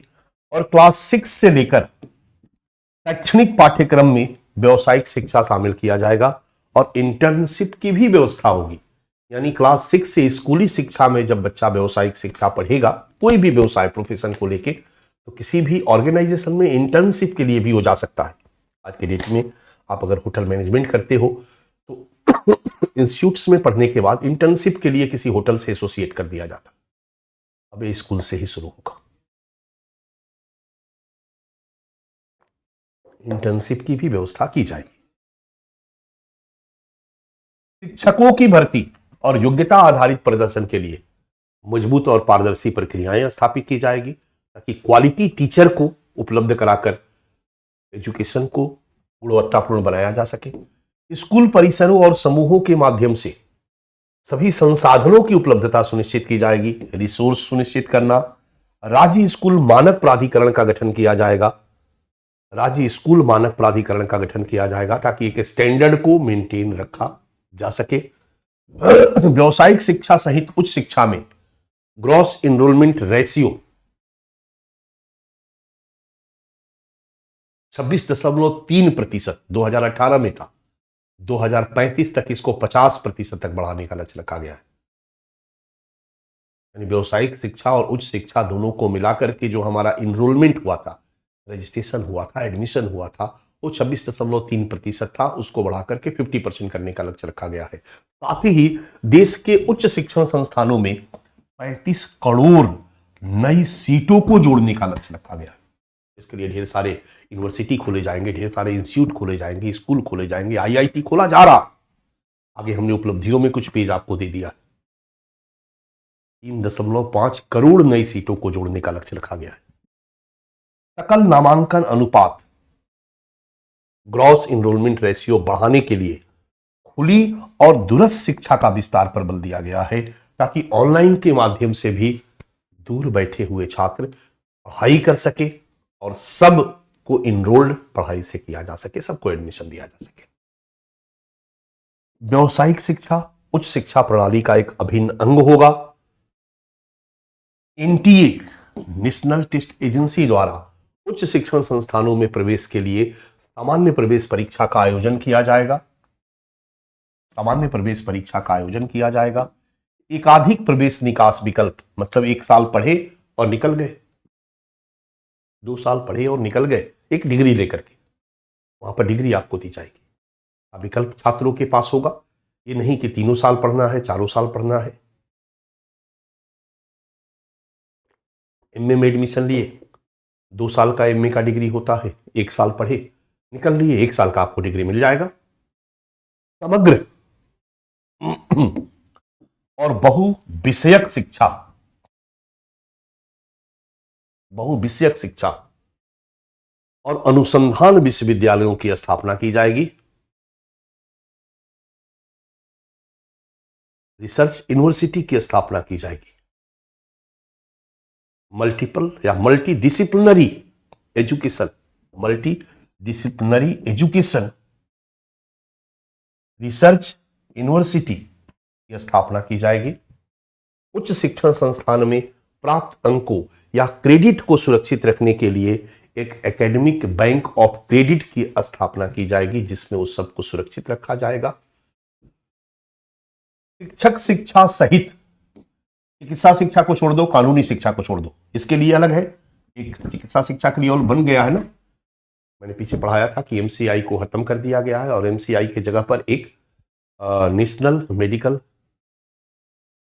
कमीशन का गठन किया गया है, शिक्षा आयोग का गठन किया गया है। तो उसको छोड़ करके शिक्षक शिक्षा सहित उच्च शिक्षा क्षेत्र को बढ़ावा देने के लिए एक एकल सर्वव्यापी छत्र निकाय, एक बड़ा सा निकाय का गठन किया जाएगा। इसको भारतीय उच्च शिक्षा आयोग, higher education commission of India, ठीक है। और इसके अंतर्गत 4 परिषदों का गठन किया जाएगा और ये परिषद अलग अलग पूरे भारत के हायर एजुकेशन को रेगुलेट करने के लिए काम करेंगे। पहला परिषद विनियामक के लिए, रेगुलेशन के लिए जो परिषद होगा उसको कहा जाएगा राष्ट्रीय उच्चतर शिक्षा परिषद, विनियामक शिक्षा परिषद, national higher education regulatory council. प्रत्यायन के लिए, प्रत्यायन मतलब मान्यता देने के लिए, मान्यता देने के लिए, कोई यूनिवर्सिटी इंस्टीट्यूट आदि को मान्यता देने के लिए राष्ट्रीय प्रत्यायन मान्यता, प्रत्यायन ऑब्लिक मान्यता परिषद, नेशनल एग्रीकल्चर काउंसिल। अनुदान देने के लिए, अगर शिक्षण संस्थान को सरकार से अनुदान चाहिए, इसके लिए उच्चतर शिक्षा अनुदान परिषद, हायर एजुकेशन ग्रांट कमीशन, जैसे यूनिवर्सिटी ग्रांट कमीशन था, यूजीसी था, हायर एजुकेशन ग्रांट कमीशन ये बनाया जाएगा और एक सामान्य शिक्षा परिषद बनाया जाएगा, जनरल एजुकेशन काउंसिल। ये चारों के चारों काउंसिल भारतीय उच्च शिक्षा आयोग के अंतर्गत बनाए जाएंगे और इन चारों के माध्यम से भारतीय उच्च शिक्षा आयोग भारत के कंप्लीट हायर एजुकेशन को रेगुलेट करेगा, सब कुछ को निर्धारित करेगा। आज के डेट में कई एजेंसियां हैं, इन सबको इंटीग्रेट करने का प्रयास किया गया ताकि एक सेंट्रलाइज सिस्टम के द्वारा एक जैसा पाठ्यक्रम, एक जैसा परीक्षा का पेपर, एक जैसा कुछ और सब वैश्विक मांगों के अनुरूप बनाया जाएगा। रिसर्च को बढ़ावा देने के लिए एक राष्ट्रीय अनुसंधान फाउंडेशन की स्थापना की जाएगी, नेशनल रिसर्च फाउंडेशन की स्थापना की जाएगी, जिससे रिसर्च को बढ़ावा दिया जा सके। भारतीय शिक्षा के अंतर्राष्ट्रीयकरण पर बल दिया जाएगा। इसके तहत भारत के शिक्षण संस्थानों को विदेशों में कैंपस खोलने की अनुमति और विदेशों के शिक्षण संस्थानों को भारत में कैंपस खोलने की अनुमति के लिए समझौते किए जाएंगे और बढ़ावा दिया जाएगा। 100% युवा और वयस्क साक्षरता को हासिल किया जाएगा। युवा जितने भी हैं 100% यूथ और वयस्क को साक्षर बनाना नई शिक्षा नीति का एक उद्देश्य है। भारत के सभी युवा और वयस्क को, पूरे भारत को 100% को साक्षरता यानी साक्षरता दर को 100% तक पहुंचाना। सीखने, मूल्यांकन, योजना, प्रशासन को बढ़ाने के लिए प्रौद्योगिकी के उपयोग पर विचारों के मुक्त आदान प्रदान हेतु एक मंच प्रदान करने के लिए टेक्नोलॉजी, अब आ जाओ टेक्नोलॉजी, मंच प्रदान करने के लिए एक स्वायत्त निकाय गठित किया जाएगा, राष्ट्रीय शैक्षिक प्रौद्योगिकी forum, national education technology forum. Education में टेक्नोलॉजी का प्रयोग और बढ़ावा देने के लिए यह फोरम काम करेगा, इसका निर्माण किया जाएगा और शिक्षा के सभी स्तरों पर प्रौद्योगिकी का उचित एकीकरण किया जाएगा। शिक्षा के सभी स्तरों पर प्रौद्योगिकी का उचित एकीकरण किया जाएगा। सब कुछ आ गया, लगभग सारे डायमेंशन हमने चर्चा कर दिया।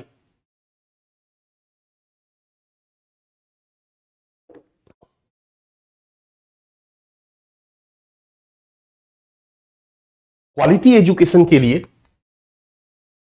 समग्र ध्यान केंद्रित करने के लिए और समन्वय सुनिश्चित करने के लिए केंद्रीय शिक्षा सलाहकार बोर्ड को मजबूत बनाने पर बल दिया गया है। इस पॉलिसी में याद करो, केंद्रीय शिक्षा सलाहकार बोर्ड जिसका गठन किया गया था 1920 में, याद आ रहा है 1920 में 4 संस्थाओं की हम लोगों ने चर्चा की थी, अंग्रेजों के पहले 1920 में केंद्रीय शिक्षा सलाहकार बोर्ड,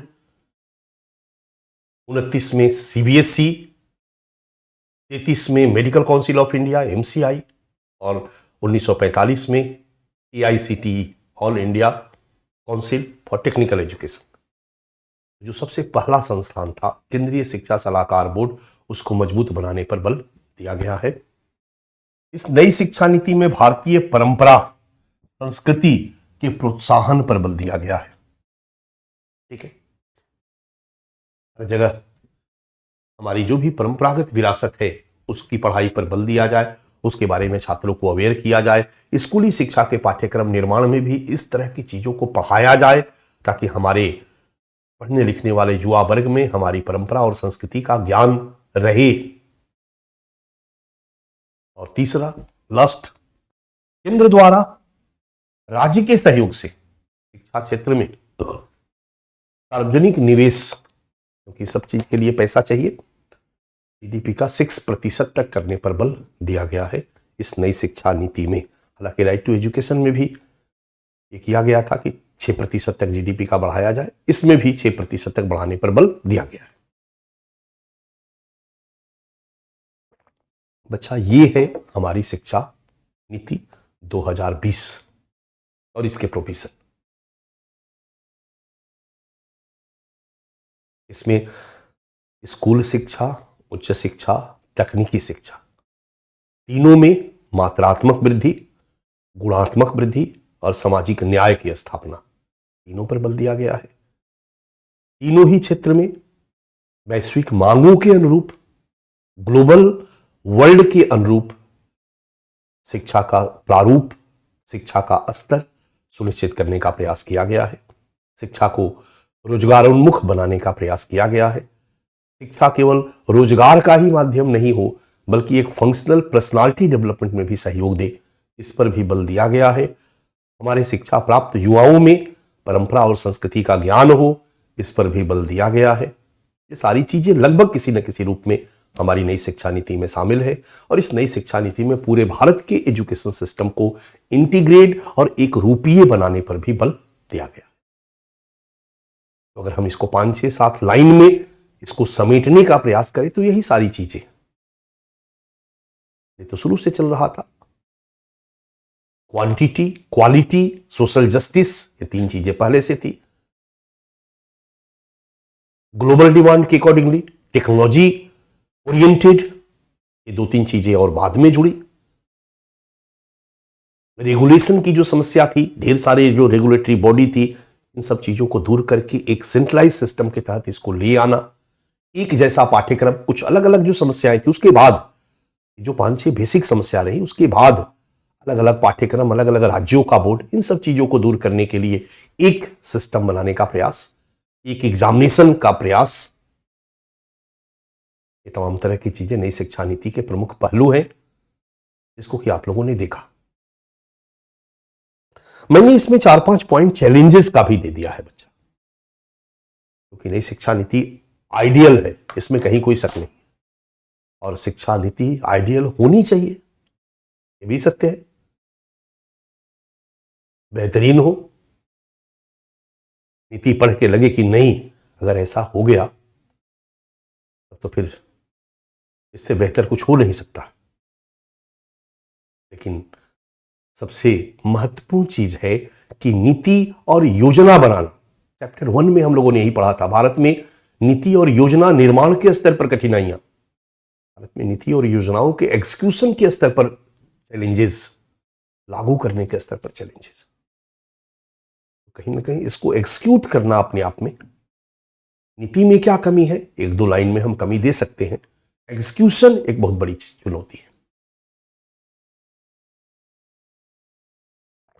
नीति में कमी है कि लोग त्रिभाषा सूत्र के प्रयोग पर बल दिया गया है, क्षेत्रीय भाषा में शिक्षा प्रदान करने पर बल दिया गया है। तो कुछ लोग कहते हैं कि यदि हमें वैश्विक मांगों के अनुरूप शिक्षा व्यवस्था को तैयार करना है तो हमें क्षेत्रीय भाषा से ऊपर उठ करके अंग्रेजी भाषा में शिक्षा देने का प्रयास करना चाहिए। आज हमारे सरकारी स्कूल के बच्चे क्यों पीछे हो जाते हैं, प्राइवेट स्कूल के बच्चे क्यों आगे हो जाते हैं? क्योंकि प्राइवेट स्कूल के बच्चे खाते भी अंग्रेजी में है, मुस्कुराते भी अंग्रेजी में है, टॉयलेट भी अंग्रेजी में करते हैं, सब कुछ अंग्रेजी में करते हैं, और अंग्रेजी ही आज विश्व की मांग है, इसमें कहीं कोई डाउट नहीं है। आपके पास आपके ऑफिस में अगर कोई फराटेदार अंग्रेजी बोलता है, स्टाइल से अंग्रेजी बोलता है, स्टाइल से अंग्रेजी में चलता है, खाता है, मुस्कुराता है, पहनता है, तो यही आज के डेट में स्मार्ट का मानक है, यही स्मार्ट का स्टैंडर्ड है।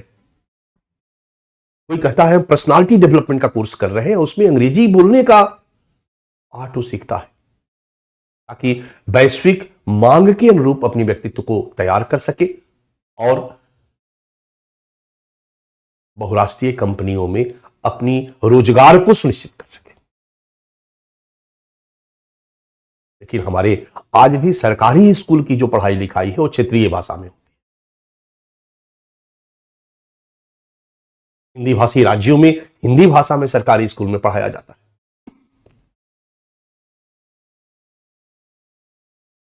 पश्चिम बंगाल में बंगाली में, उड़िया में, तमिल में, तेलुगु में सरकारी स्कूल में पढ़ाया जाता है। और इन सभी राज्यों में वहीं पर पैरेलल जो प्राइवेट स्कूल है, जो ऊंची फीस पर लोग पढ़ते, उसका पूरा का पूरा मीडियम अंग्रेजी होता है। सरकारी स्कूल को भी हम अंग्रेजी में पढ़वा सकते हैं अगर नियम बना दे कि सरकारी स्कूल में पढ़ने वाले टीचर से लेकर बच्चे तक कैंपस में कदम रखे हो इंग्लिश में बोलना है, हिंदी में बोले पनिशमेंट। ऐसा नहीं है कि पॉसिबल नहीं है, पॉसिबल है, लेकिन हम नहीं करते। तो कहीं ना कहीं हम भाषा और संस्कृति के नाम पर दोहरी शिक्षा प्रणाली को कल भी विकसित किए हुए थे और आज भी विकसित कर रहे हैं, प्रश्रय दे रहे हैं, संरक्षण दे रहे हैं। और ये एक बहुत बड़ा कारण हो जाता है कि हमारा प्राइवेट स्कूल में पढ़ने वाले छात्र की तुलना में सरकारी विद्यालय में पढ़ने वाला जो छात्र है, गरीब छात्र है, वो पीछे रह जाता है। विश्व स्तर के जो महत्वपूर्ण रोजगार है वो प्राइवेट स्कूल में पढ़ने वाले छात्र, अंग्रेजी माध्यम में पढ़ने वाले छात्र, अंग्रेजी में खाने मुस्कुराने वाले छात्र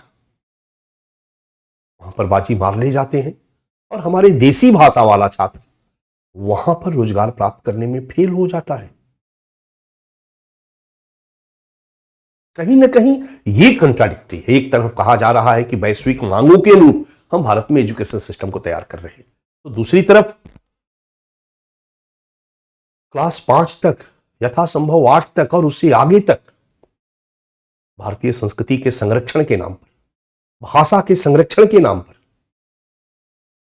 भाषाई विविधता के संरक्षण के नाम पर क्षेत्रीय भाषा में शिक्षा देने से कहीं ना कहीं सरकारी विद्यालय के बच्चे प्राइवेट विद्यालय के बच्चों से पिछड़ेंगे और शिक्षा के क्षेत्र में सामाजिक न्याय के आदर्शों की प्राप्ति नहीं हो पाएगी। ये दोहरी शिक्षा व्यवस्था कहीं ना कहीं सामाजिक न्याय के आदर्शों के विपरीत होगी। अमीरों की शिक्षा और गरीबों की शिक्षा, अमीर के बच्चे का शिक्षा का स्तर और गरीब के बच्चे का शिक्षा का स्तर, क्षमता के बावजूद हमारी शिक्षा प्रणाली में जो दोहरा चरित्र होगा वो दो तरह के प्रोडक्ट तैयार करेगा, जो कहीं से भी उचित नहीं है, एक आलोचना की जाती है।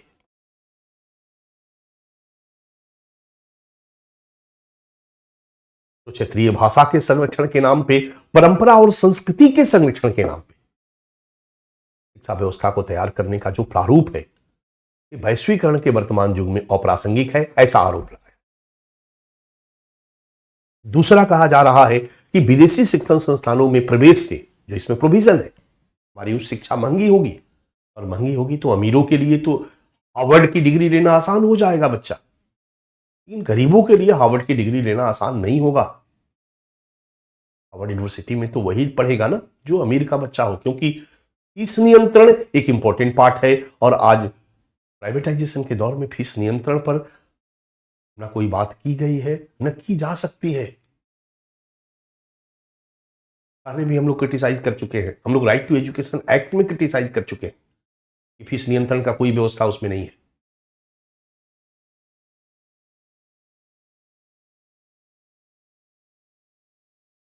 अब रही बात एग्जीक्यूशन की, ये तो दो कमियां हमने नीति के बारे में बता दी। एग्जीक्यूशन के बारे में यदि हम बात करते हैं तो सबसे पहले फंड, वित्त पोषण में कठिनाई, फंड हमारे पास नहीं, हमारे पास मानव संसाधन की अपर्याप्तता है, पर्याप्त ह्यूमन रिसोर्स नहीं है। मैंने पहले भी बताया था कि 1.2 लाख स्कूल में शिक्षक नहीं है, तो ह्यूमन रिसोर्स की अपर्याप्तता। और एग्जीक्यूशन के लेवल पर एक और कमी की बात की जा रही है कि राज्यों का पूर्ण सहयोग प्राप्त होगा, यह जरूरी नहीं। जिस पार्टी की सरकार दिल्ली में है, केंद्र में है, उसी पार्टी की सरकार जिन जिन राज्यों में है उन राज्यों का समर्थन तो मिलेगा, लेकिन जिन राज्यों में गैर पॉलिटिकल पार्टी की सरकार है उन राज्यों का समर्थन नहीं मिलेगा। भले हमने नीति आयोग के तहत टीम इंडिया के तर्ज पर काम करना शुरू किया, भले हमने सहकारी संघवाद के आदर्श को लेकर के काम करना शुरू किया, लेकिन व्यवहार में इस सहकारी संघवाद का आदर्श, हमारे यहां विपक्षी पार्टी का एक ही धर्म है, सरकार की प्रत्येक नीति का विरोध करना, चाहे वो अच्छी हो या बुरी हो। और ये धर्म, कोई धर्म हमारी पॉलिटिकल पार्टी निभाए या नहीं निभाए, ये धर्म जरूर निभाती है। तो निश्चित तौर पर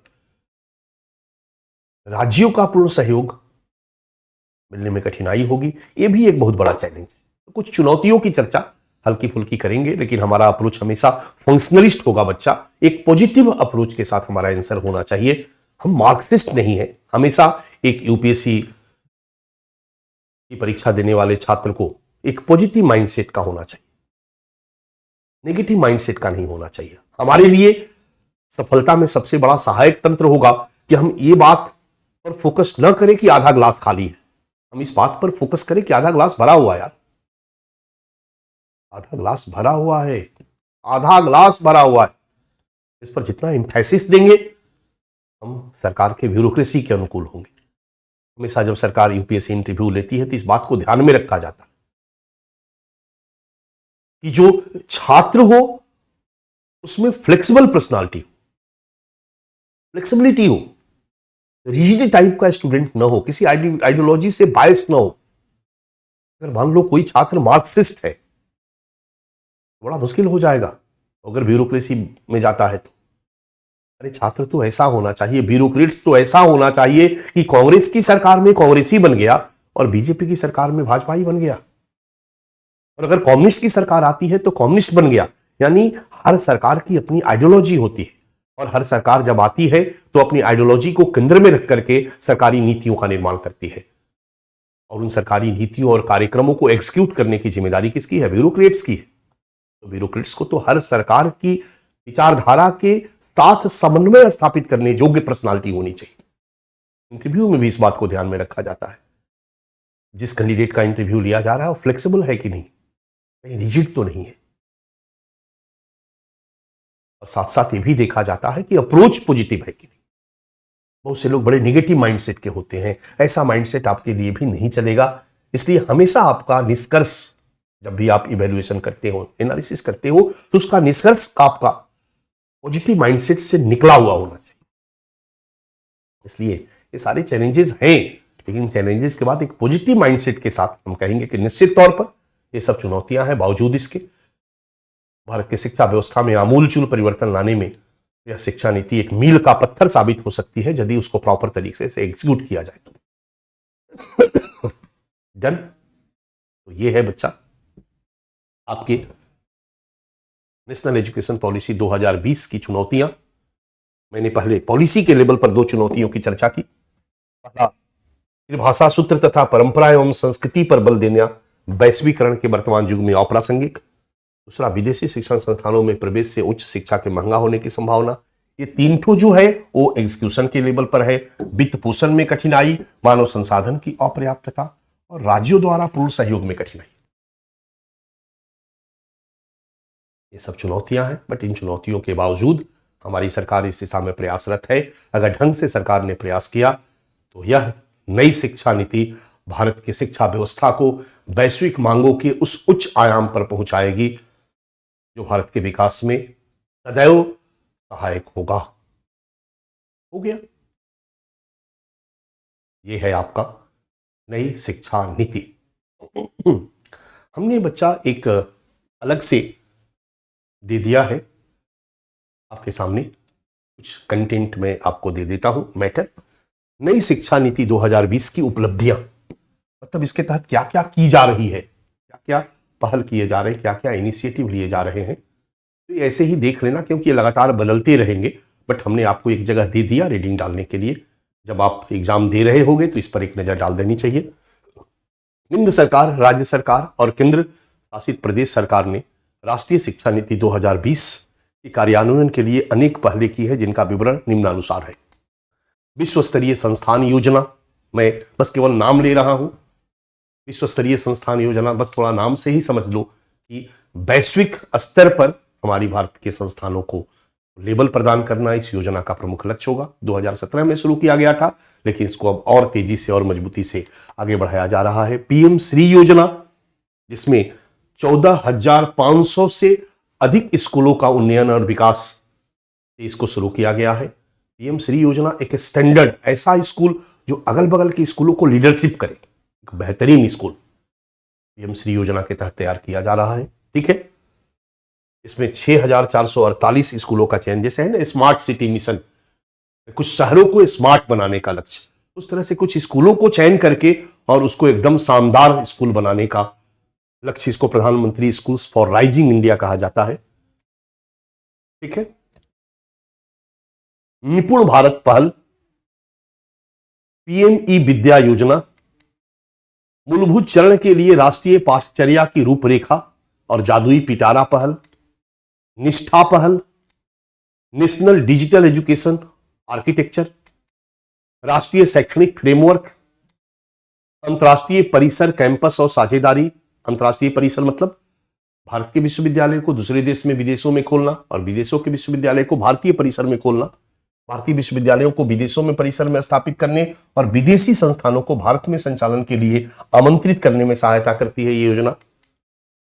गिफ्ट सिटी में शैक्षिक नवाचार, गुजरात की गिफ्ट सिटी में कुछ नवाचार इनोवेशन किए जा रहे हैं। ये योजना इसी नीति के तहत चलाई जा रही है। ज्ञान और स्पार्क नए एआईएम्स, आईआईटी और आईआईएम संस्थानों की स्थापना। एआईएम्स होगा, एक ही मेडिकल साइंस, डबल हो गया है। भारत सरकार द्वारा 3000 नए IIT, ITI, 7 IIT, 16 triple IT, मतलब इस तरह के इंस्टीट्यूशन खोलने की जो प्रयास है ये नए नए किए जा रहे हैं। अन्य पहल एकीकृत शिक्षक शिक्षा कार्यक्रम 4 वर्ष का शिक्षकों के लिए, टीचर्स के लिए लाया जा रहा है ताकि शिक्षकों की गुणवत्ता में सुधार किया जा सके। 4 साल का मेंटरिंग मिशन ले जाया जा रहा है, आदि आदि आदि। बच्चा, ये है आपका प्राथमिक और माध्यमिक शिक्षा और नई शिक्षा नीति। एक एपिसोड आपका समाप्त हो जाता है। अब बचता है आपका उच्च शिक्षा और तकनीकी शिक्षा। कल मैं इस पर चर्चा करूंगा। मेरे को शनिवार तक का समय है, सैटरडे, और मैं सैटरडे को आपसे विदा लूंगा एजुकेशन को फिनिश करके। और मैंने अपना पूरा एफर्ट लगाया है बच्चा, मैंने कोशिश किया है। समय के साथ हम लोगों ने कहीं कंजूसी नहीं की है। हमारा विषय इतना करेंट है कि आप समझ सकते हो कि आपको पढ़ाने के लिए अगर 4 घंटा मैं न पढ़ूं तो फिर मेरे लिए पढ़ाना मुश्किल हो जाता है। लगातार अपडेट करना, उसमें करेंट को, पूरा करेंट ही मैं पढ़ा रहा हूं।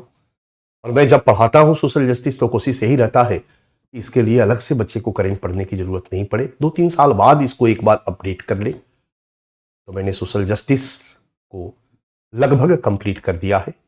शनिवार तक मैं इसको फिनिश करूंगा, आपसे विदा लूंगा। 2-4 दिन, 5 दिन, 10 दिन, जो भी हमें संस्थान रेस्ट देती है तो थोड़ा रेस्ट लूंगा।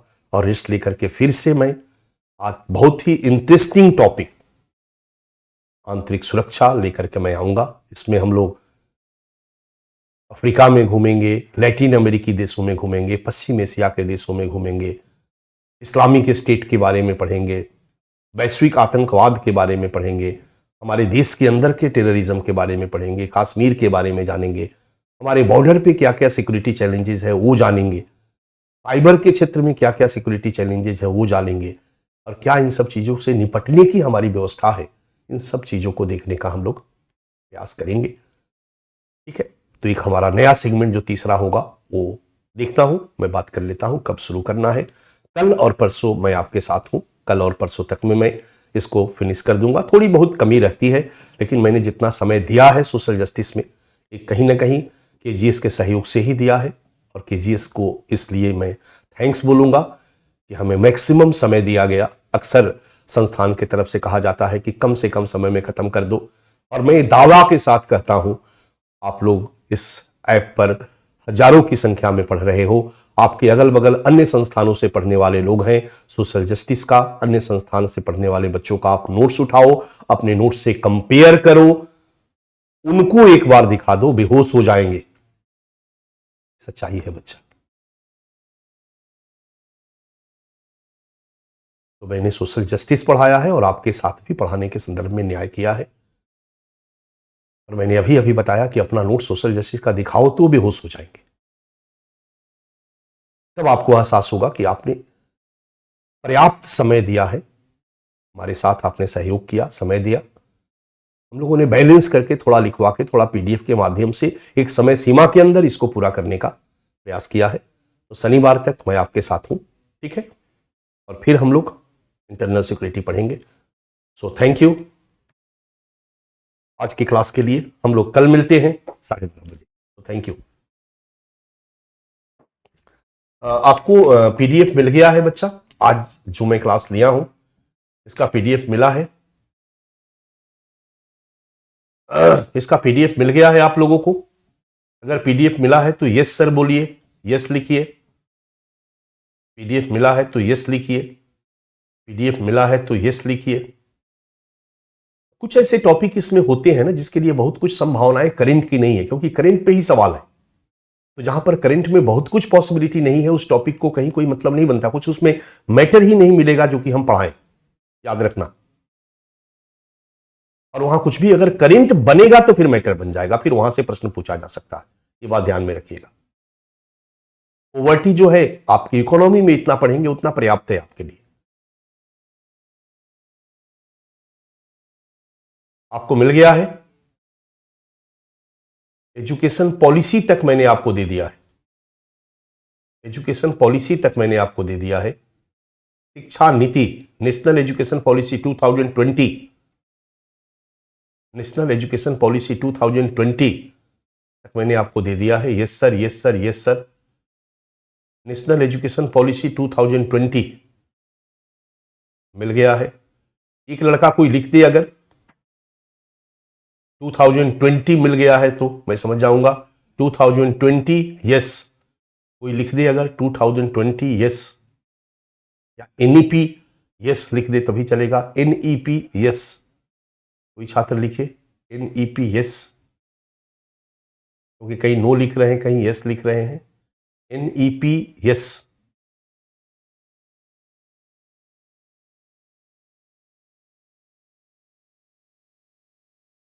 NEP yes.